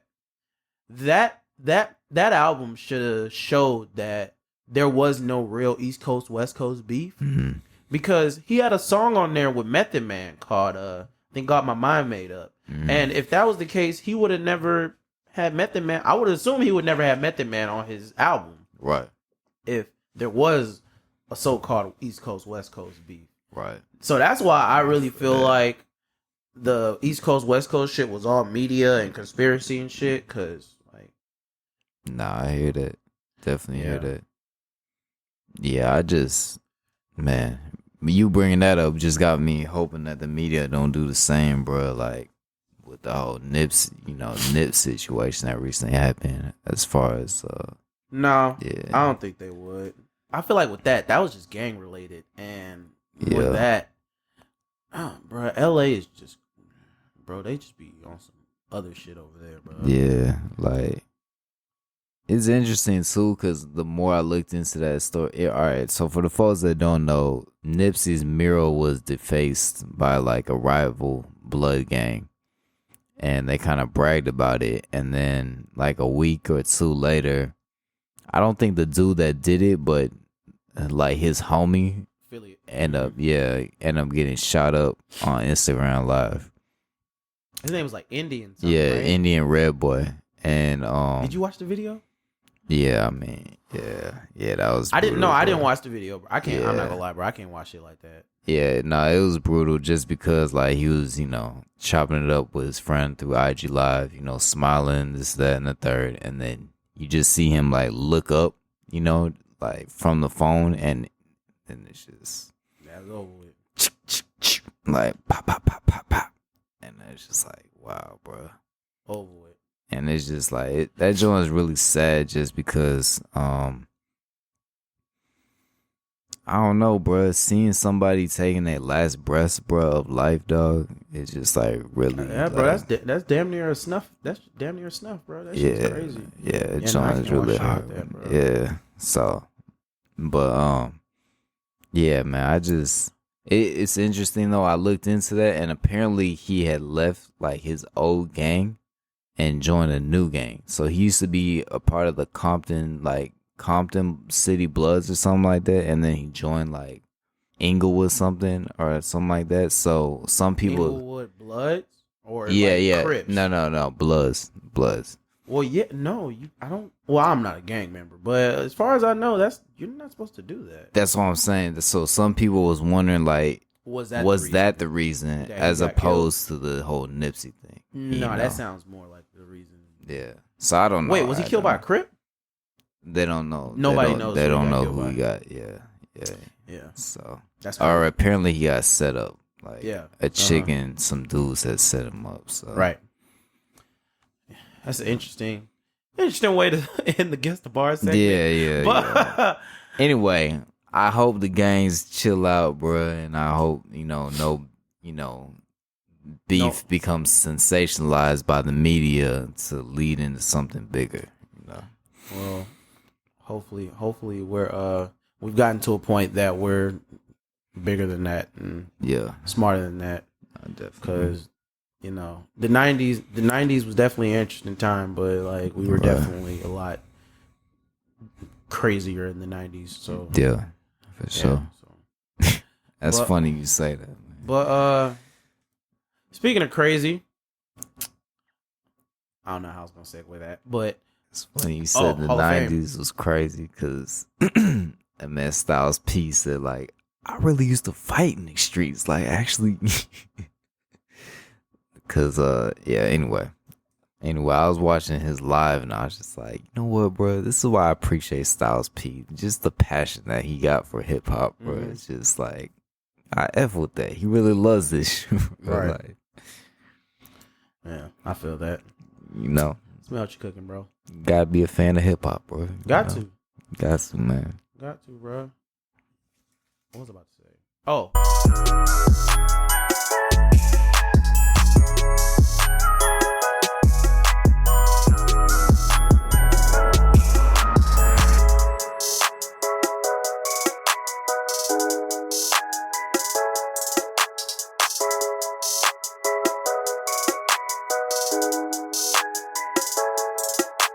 All right, so Hall of Fame.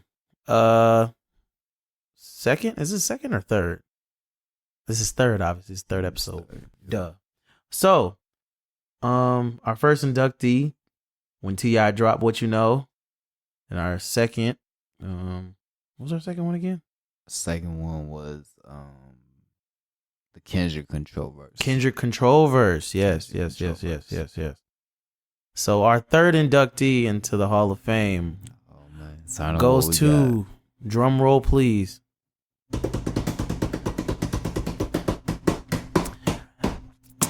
by the hairs of his chinny chin chin. Oh man, Thug's Mansion. There it is, Thug's Mansion. Third inductee to the TNT Hall of Fame. Shout out to everybody that participated. Yeah, appreciate y'all. It was like this, like it was. You like, got the numbers, bro? What's up, man? It was this close, bro. I don't have the numbers in front of me, but like, bro, when I tell you, it was like damn near 51.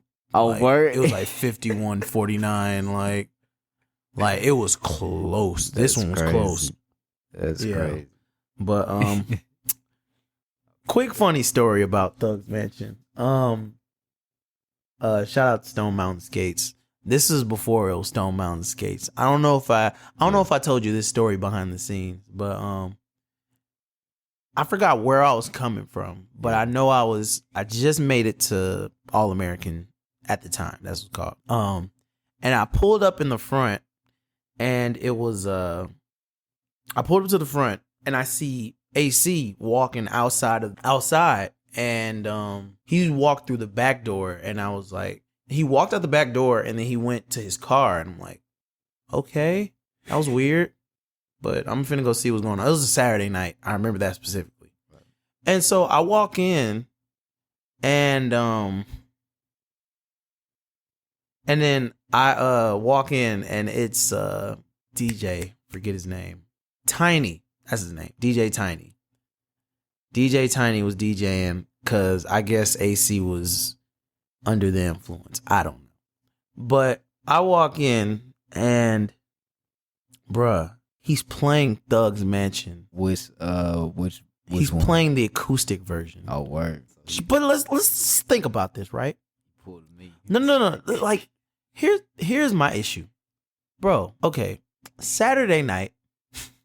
Right. We're talking like prime time. This is probably like 10 o'clock. Oh. No, it's probably like 9, 10 o'clock. Oh, this is like, yeah, this is nighttime. This is nighttime. It's like the beginning or the end. No, this is prime time Saturday night. He's playing Thug's Mansion, the acoustic version, and then on top of that, this is the kicker, right? What? He's playing the dirty version, and here's the even bigger kicker, right? He played the whole song. Literally, he played from trying to get him shot at police and arrested to fucking every corner needs a Thug Mansion. The whole song. And I'm sitting here like, does nobody else hear this? Like, cause like everybody's still skating. Wow. Like everybody's still skating around. Like just, and I go to the front. I'm like, yo, does nobody else hear that? It's like the dirty version. And then the girl in the front is like, no, it's not. Like if it was, like DJs can't play that. And I'm like, listen. And then she looks for a second, and then her eyes get big, and then she starts laughing, and she just kind of shrugs her shoulders, and I'm like, yo, yeah, you're right. Crazy. I mean, there's nothing we can really do about it, but like, hilarious. And I guess Alvin was just drunk. I don't know. I think I think that's why he went to the car. He just didn't feel well. Lightweight. But anyway, funny story. Appreciate everybody for voting Thug's Mansion. Hopefully, y'all one day we can kick it and make it all the way to Thug's Mansion and have a good time for the rest of eternity, man. So man, yeah, man. Turn up. I see, bro. Got that Thug's Mansion. Made it. Yeah, we made it. All right. Let's see. I was gonna say Styles P's Passion, bro. You know what I'm saying? Styles P's Passion? Yeah, like he just always seems he's so excited for hip hop. Mm-hmm. That may go over some people's heads who don't know Styles P like me, but yeah. I'm pretty sure we have people our age. Yeah. This, so. For sure.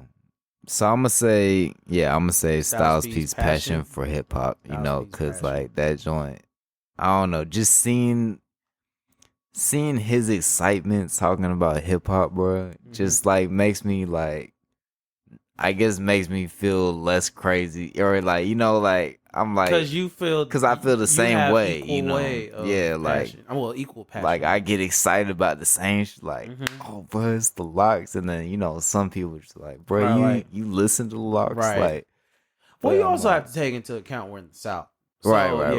It's not going. I mean, I'm pretty sure up north they're like, bro, you listen to Future, like, what the fuck? Like on your pastime, like, but but yeah. So I don't know. Passion.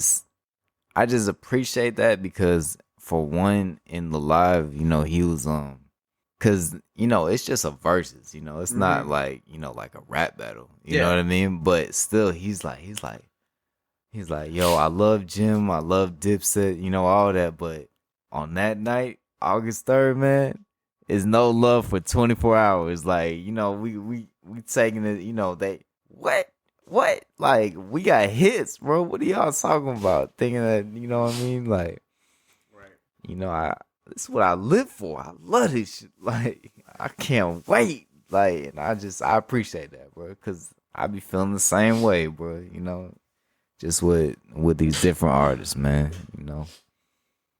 So Styles, Peace, Passion. Yep. Will be. And I'll probably put up a clip of like, yeah, you know, what I'm talking about, you know. Yeah. So probably post some shit on some examples. Like, so if we have like a moment like that, we'll post it on the Instagram page. By the way, speaking of, follow the Instagram page. Follow the Instagram. It is THE.TNT.podcast. Yeah, make sure you give them a follow. We'll throw some joints on there like that. Just give y'all idea of who the podcast. Well, not give them, give us. You know what I'm saying? That's all. Oh no, give them an understanding of what got the you. Hall of Give Fame. the people. Give the people. Right. Yeah. Yeah.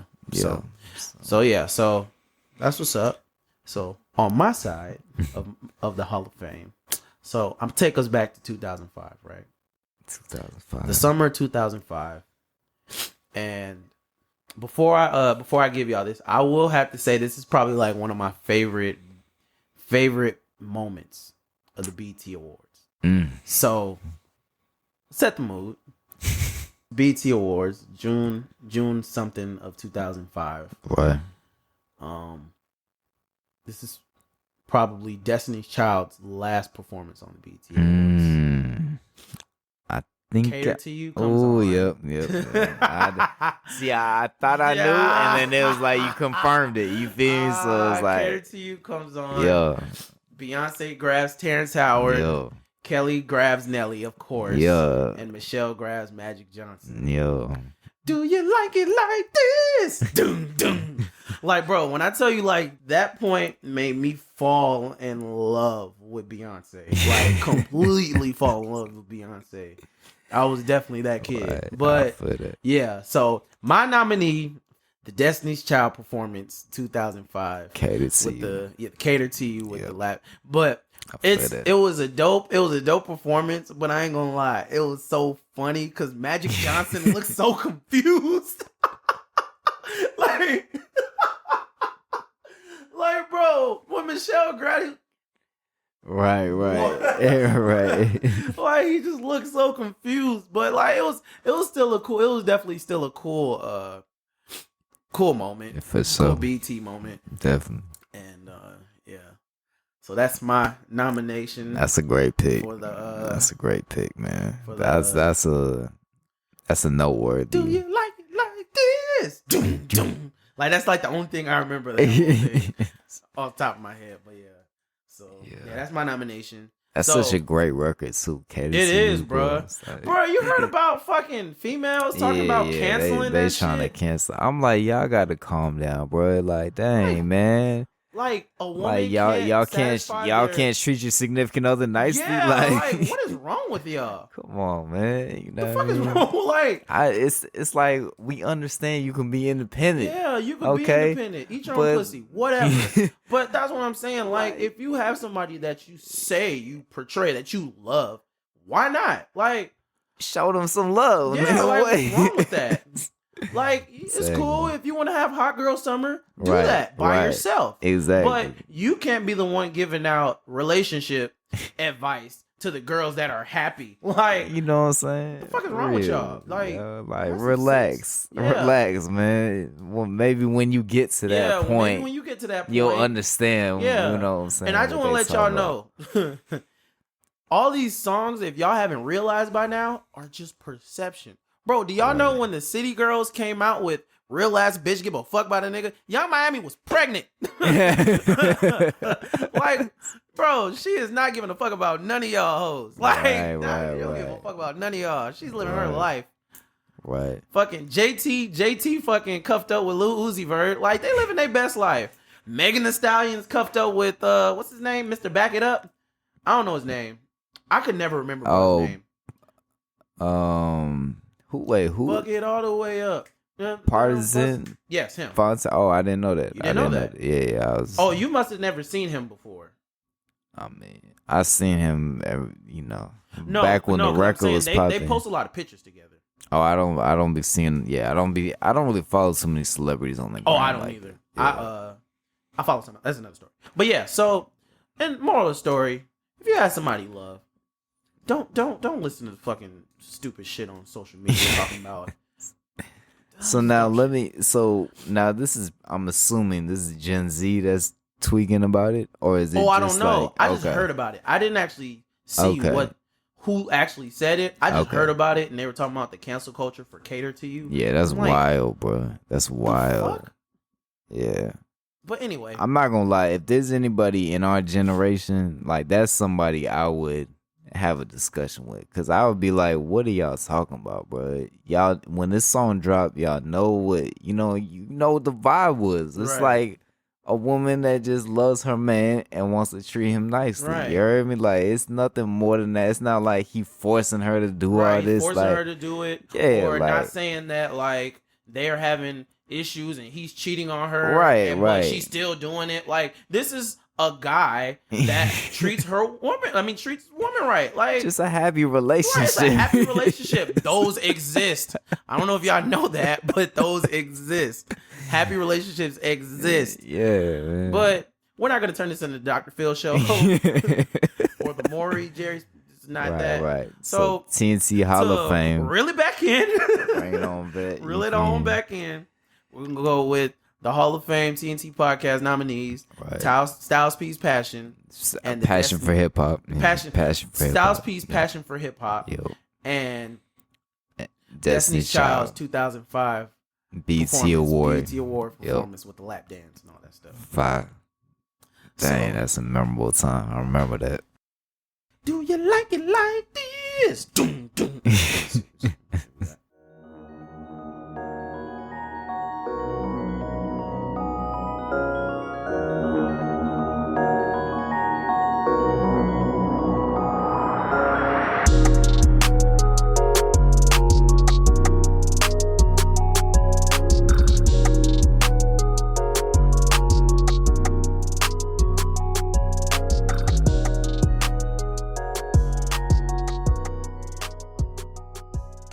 My song of the day is a song from 2003.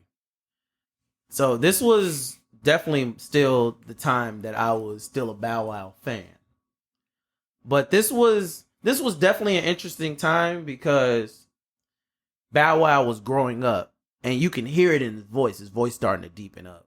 So around this time he came out with his single Let's Get Down. By the way, that's not the name of the song. But that's when I was like, oh wow, like he's growing up. I'm growing up too. So like it's cool or whatever. I think he was like 16. I think he just turned 16 or some shit like that. I don't know. But my mom knew that I was a big Bow Wow fan. So like she bought me his album, the Unleashed album. And there was a song on there, which is the song of the day, called The Don the Dutch. And I just thought that song was like the dopest song. Like it just had a cool little vibe to it.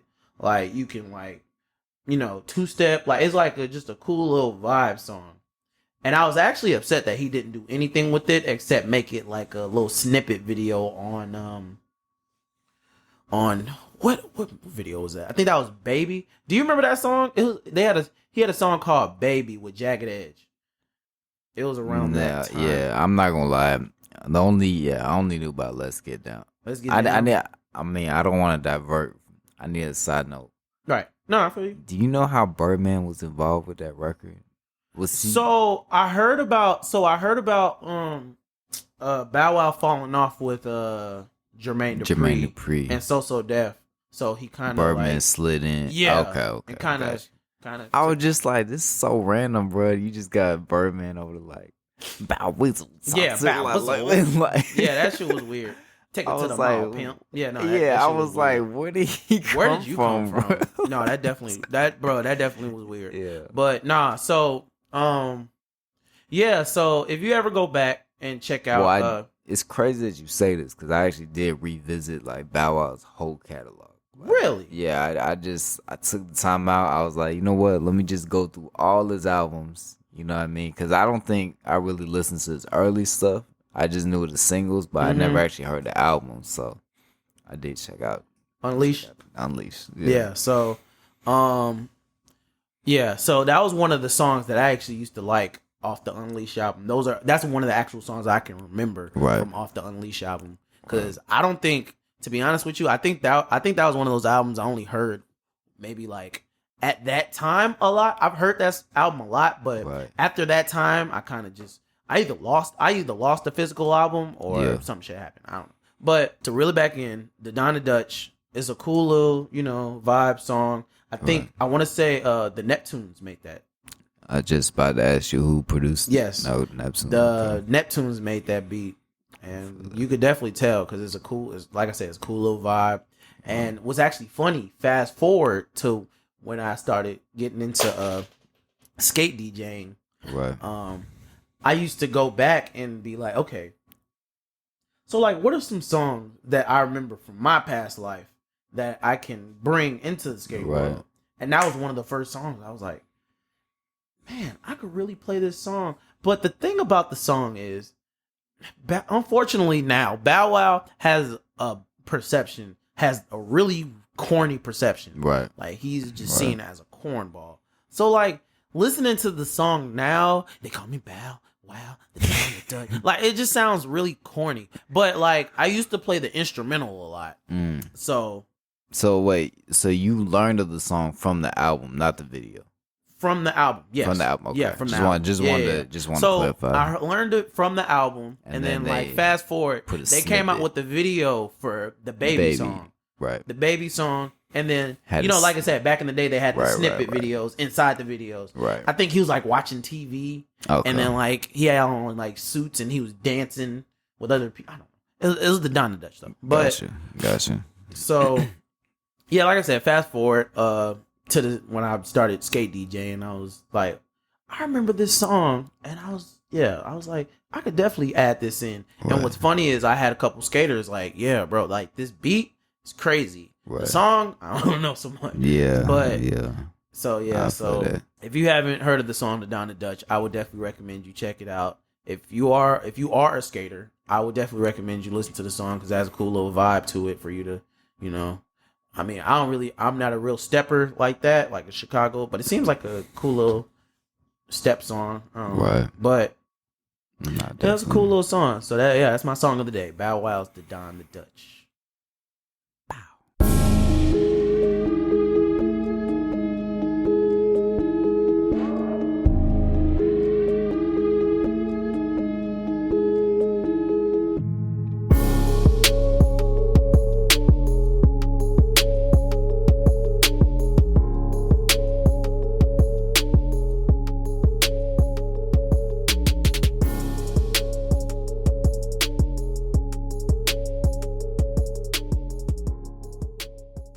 All right, for album of the day,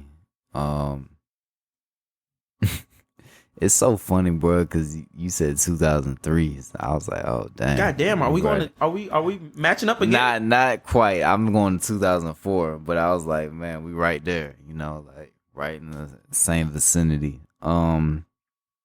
Lately I've been working on this personal project of mine, and so this album I revisited and just remembered how much I enjoyed it. And so the album of the day is gonna go to Mario, Turning Point. Which one? Which number was that? Turning Point was his second project, and this is the one that had Let Me Love You on it. And yeah, if everybody know that, the first album he was kind of like, like a little kid, kind of basically on some Bow Wow, which is actually funny. Just a Friend was like my favorite song. Yeah. Speaking of, we're gonna speak of the elephant in the room. Rest in peace, Biz Markie. Rest in peace, definitely. But definitely. Yeah, so yeah, Just a Friend was definitely my favorite song. Right. It was one of my favorite songs at the time. So I could definitely see that. Yeah. That he was like kind of like on his Yeah, so like the turning point, I know that I'm assuming either his team or his like, record label, they want to kind of portray him now that he's kind of grown up Older. a little bit. Yeah. But yeah, so anyway, this project, this joint was solid, definitely solid. I would say that there's a lot of moments. What's interesting about music is that I feel because you're younger, you're able to get away with some stuff. Right. Because it's like it comes off as cute or like, you know what I mean? Like it's not, you don't grade it so harshly. You know what I mean?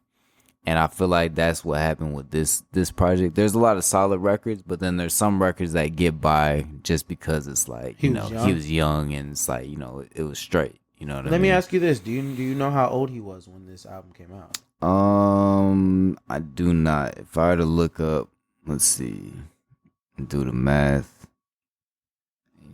Because this was like his second album. I'm not gonna lie. I don't really know how old he was. He was 18. Really? He was that young? Yeah. I guess that makes sense. Yeah, he was 18. Sense.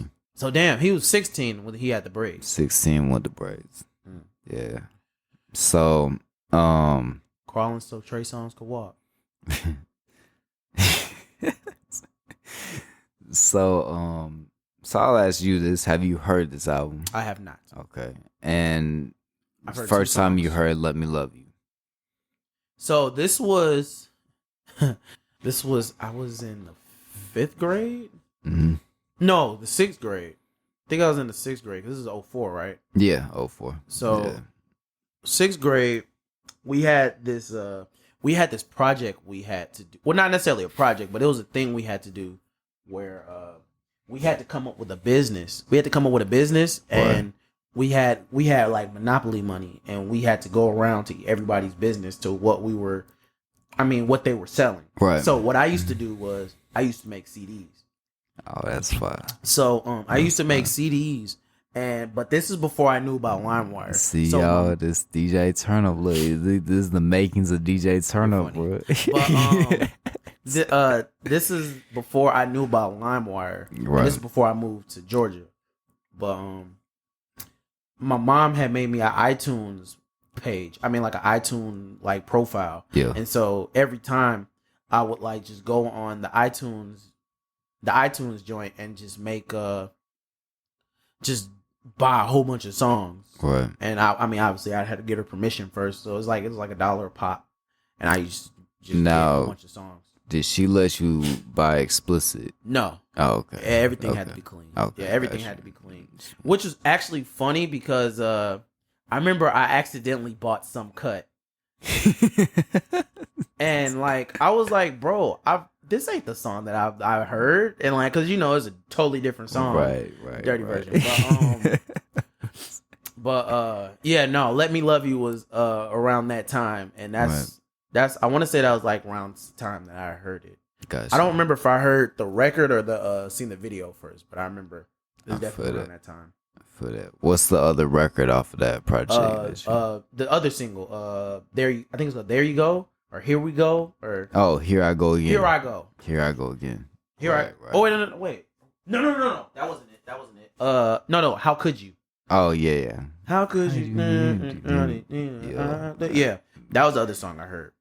I think I just heard that on the radio. Okay. And fan? No, not a fan. I mean, not necessarily not a fan. It just kind of came and went. Yeah. It just kind of came and went. It definitely didn't hold a candle to "Let Me Love You." Right. Yeah. Yeah, if we're looking at the Wikipedia, they're like the second single was kind of a disappointment, which was "How Could You." Right. Yeah, How Could You was solid, but it just didn't leave a lasting mark like a lot of, those heartbreak records, I would say. Right. But yeah, what I appreciate about this joint, man, I feel like it was a lot more grown. There's some moments where, it was a bit forced, just like they trying to grow him up a little too much, lyrically and stuff. But, for the most part, it was just a well-produced project. And I feel some records that, you know, y'all need to check out, you know, because the 3 singles were Here I Go Again, which was like an up-tempo record, kind of in the same vein of like Caught Up, you know, Usher, kind of like that up-tempo. But it kind of had like a rock beat kind of start, like, or like heavy guitar, like ding ding ding ding ding ding, and it was just like, I don't know. For me, it kind of was like, it was just straight. Well, know, since it was a the cool way record. you explain it, kind of gives me that dedicated to my ex vibe. Is it more like that? You remember that Lloyd song? Oh no, it wasn't that smooth. It has more like a harder beat, like you know what I'm saying. And then How Could You? Oh yeah, so the 3 singles were Let Me Love You, How Could You, Here I Go Again. Then I think Boom was also another record that was, I don't know if you knew about that record, but did not. It was a Lil Jon produced record, kind of you know, when he was using all those synths, like similar to like Yeah and like all that. Mm-hmm. It's one of those club records, and you know, I thought it was a solid joint. Like you could probably play that back then and get away with it, you know, because it sounded similar to the music being made. Right. But the lesser known records, there was a Let Me Love You remix. Have you heard that with Jadakiss and T.I.? Okay. Well, I did like the remix. Scott Storch had remixed that. And so is this one of them remixes where they like completely changed the they changed the beat, and everything, because it's like it's more of a club, like up tempo joint, as opposed to how smooth, you know, the single was. And then this is also the time when, you know, T.I. is like, you know, it's like urban legend T.I. picking up steam. You know what I mean? So, but on the other end of things, just album cuts wise, some of my personal favorites are obviously the slow jams and the ballads. So, Directions and Like Me Real Hard were two ballads, you know, love songs. And I would say Like Me Real Hard is my personal favorite. I actually played it during Soulful Sunday slow sit, you know what I mean? But yeah, so definitely check those out, you know, if you revisit this project. And then Nike's Fresh Out the Box, I feel, was also like one of those mid tempos that, you know, you could vibe to. So if you could compare that song to anything, Nike's Out the Box, what would you compare it to? It got kind of a bounce to it. It got kind of like a little bounce to it. If I was to compare it, it's kind of in a similar vein to like Hey Young Girl, except a little more smoother. You know what I mean? Not as. I might have to check that one out because I liked Hey Young Girl. So something about them R&B bounce records. I like those. Yeah, exactly. Exactly. Like I know y'all can't see me, but I'm just not in my hair. But yeah, so anyway, that was one of my favorite albums growing up. That was I would say that was mainly my introduction to Mario. You know, I kind of found out about his younger stuff later. And yeah, I should have really looked at the track list because the first song is called 18. So, and that was wow. Yeah. I probably should looked at it too. I wasn't. Yeah, the intro record was him and Cassidy was like, you know, I guess like hyping him up.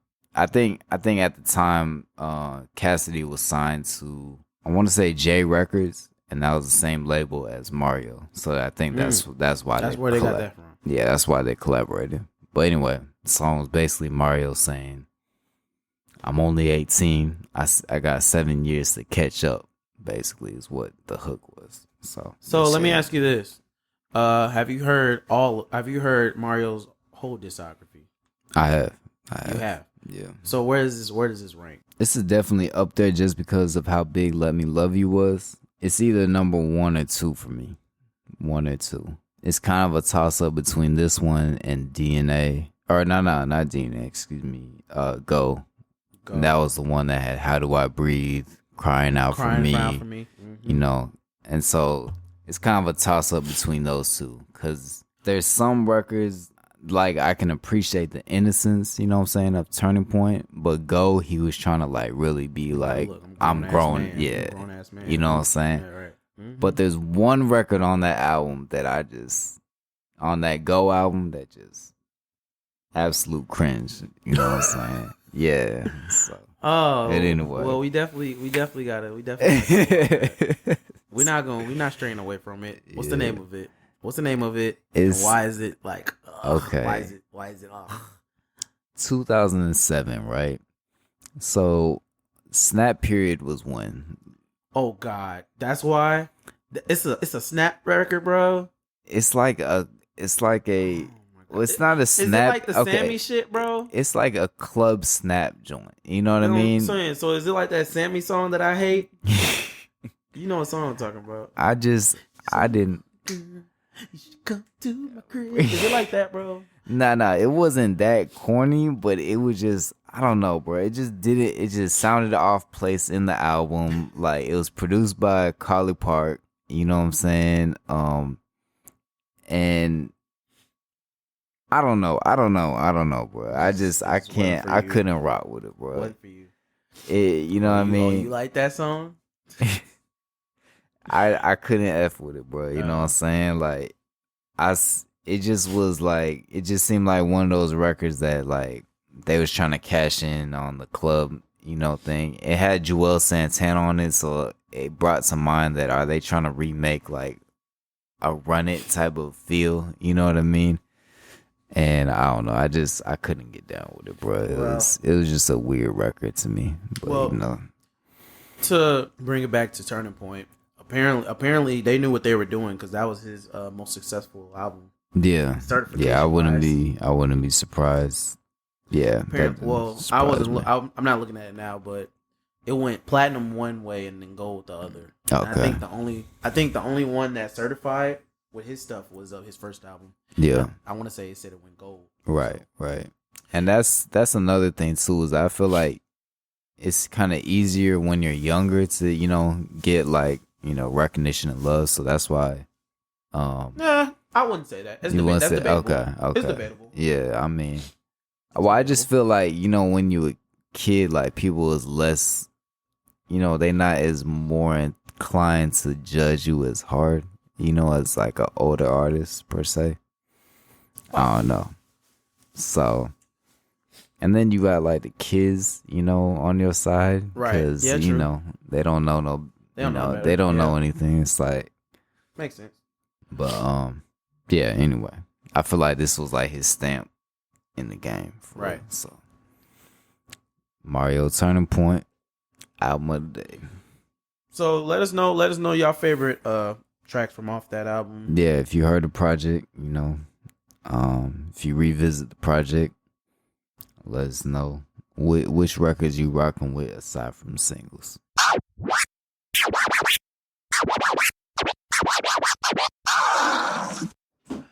Gonna get into this DJ talk. This is gonna be real brief. It seems like, I'm not gonna lie, it seems like this episode's kind of been smoothly just riding by. Bro, like smooth, bro. You know what I'm saying? Shout out A Smooth. Shout out Smooth. But okay, so not necessarily an opinion of DJ. It's just DJ. Like I said, this is why it's called DJ Talk. Right. So, Tanaka, I have a question for you. What's that? How did you get your DJ name? Yo, who did I discuss? It's so. And if you had a past DJ name, yeah, how did you get that? So. And what made you move to the name you settled to right now? Bro, what's so funny, right? Okay, let me just. I literally talked to AC about this the other night. You heard me? DJ Anima? Yeah, like two days ago, I literally spoke to him. Shout out DJ Anima.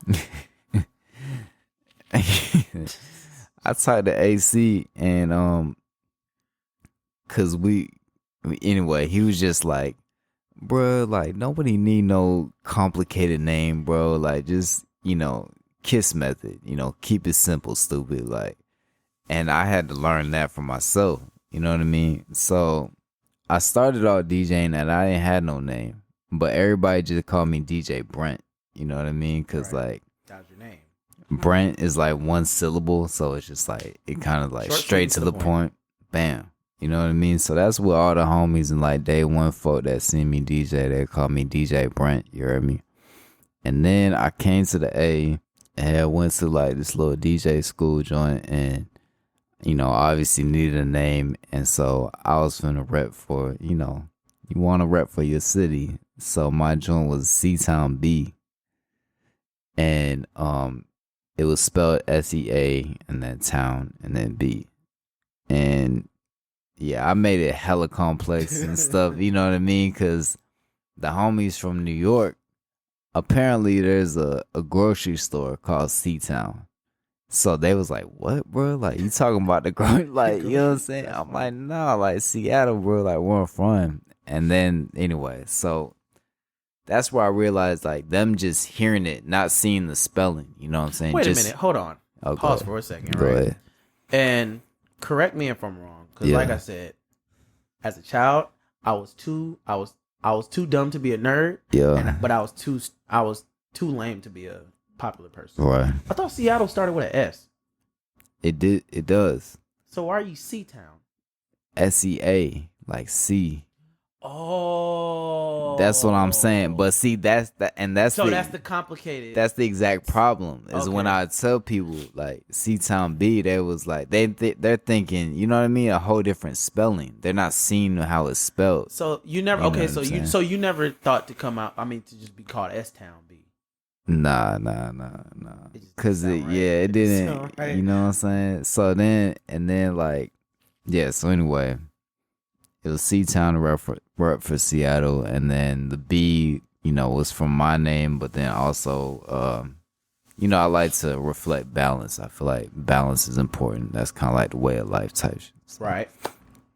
Anyway, that joint was too complicated. You know what I'm saying? So you know what? I was like, bro, I need to change this joint up. I just need to be me. You know what I'm saying? Tanaka, my last name. Keep it simple. You know what I mean? That represents me. It's Japanese last name.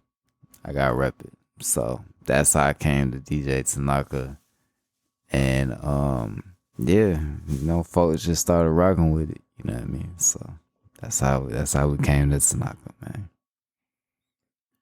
So thankfully, I've only had one DJ name. Once again, give a big shout out to South Carolina State University. One take Jake over here, that man. One take Jake over here. No, I'm not gonna lie, bro. There have been a couple times, and there have been a couple people that told me, like, bro, you should probably change your DJ name because it's gonna turn up. It's gonna be a fad, and you're just gonna like be a footnote in history type thing. Yeah. Which is actually crazy that term has lasted as long, way longer than I thought, or even would have imagined. Facts. But so I would say somewhere between 2011 and 2012. I'll start with 2011 to how I become a DJ, because all this literally happened at one time. So for the people that don't know, I was in the band. I was in a band from 7th grade till college. And so when I went to South Carolina State, I was on a scholarship. And I had a crab brother. His name was Donovan. Shout out Dono South. I think he's still a DJ. Yeah, I think he's still a DJ to this day. I don't remember if I was in his apartment, but I was in somebody's apartment, and I was looking at his computer. And his computer had like virtual DJ on, and I was like, "Oh, that's dope, bro! Like, how does it work?" And so he like showed me like one or two moves on the virtual DJ, and he was like, "Yeah, bro, it's free. You can get on your computer." And I was like, "Really?" And so I went on the website, got it on my computer, and just started playing with it. And I had another crab brother. Shout out Cameron.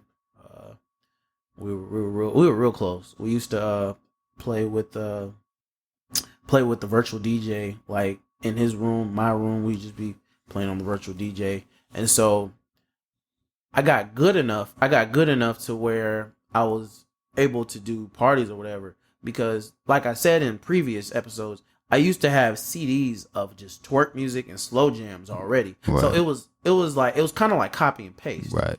All I had to do was get like the bangers, the club bangers, and I'd be good. Right. So, right before I had my name, I had thought of a name. It was a kind of, I don't know. It was a group in South Carolina State that they had that was Dono, and then I'm not gonna lie. I'm sorry. I forget my Crab Brothers names, but it was 3 other guys, and I don't know if they actually went by Team Turn Up, but I knew them as Team Turn Up, and I wasn't a part of them because I didn't really hang out with them, right. But the group, I was a part of that group or whatever, or I thought I was. I don't know, right. But so before I came up with the name, I was really just lazy about it. I was like, well, fuck it, I'm in Team Turn Up, so I might as well be DJ Turn Up. There it is. And so when I did my first party, it was like I said, copy and paste. Cause bro, wow. Like when I tell you, I've been partying from 8th grade, hell, till way after South Carolina State, probably 2015, 2016. I still go to parties to this day sometimes when I'm invited. Mm-hmm. But like, bro, it was like boom, boom, boom, boom, boom, boom, boom. Like when I tell you, my first party was so lit. Like the cops came, and they didn't even come to shut it down. They were trying to figure out how the fuck we end up like fitting all these people in this little ass apartment, in this little ass like house. Cause South Carolina State, none of their houses were really huge. This was Orangeburg, South Carolina, we're talking about.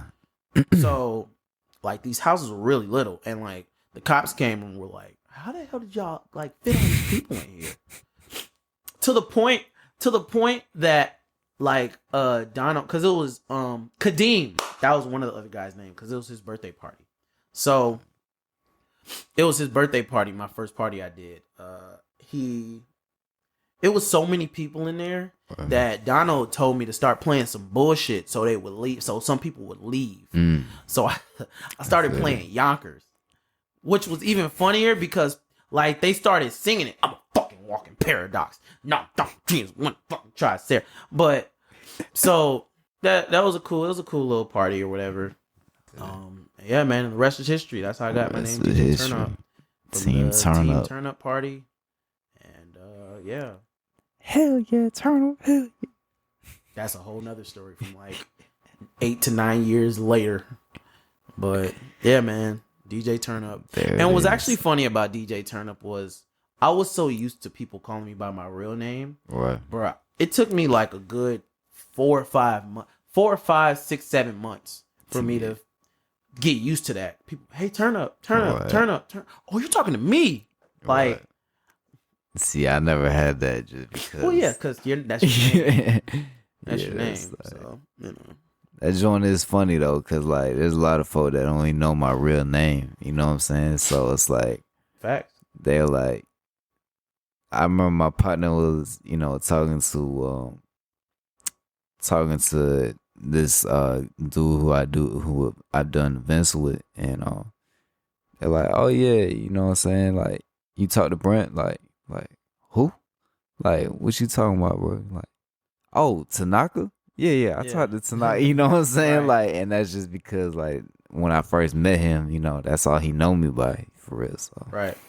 That is funny though to see that. But yeah, man, y'all as we say on all the segments, if you are a DJ, just go ahead and hit the comments. Give us your backstory. Tell us how you came up with your DJ name and all that stuff. For sure. It's always a fun story to hear. Definitely fun story. Definitely fun stories come with these. Speaking of fun stories, we're gonna end off with a little positivity from Mr. Positivity himself, DJ C-Town B. This man foolish.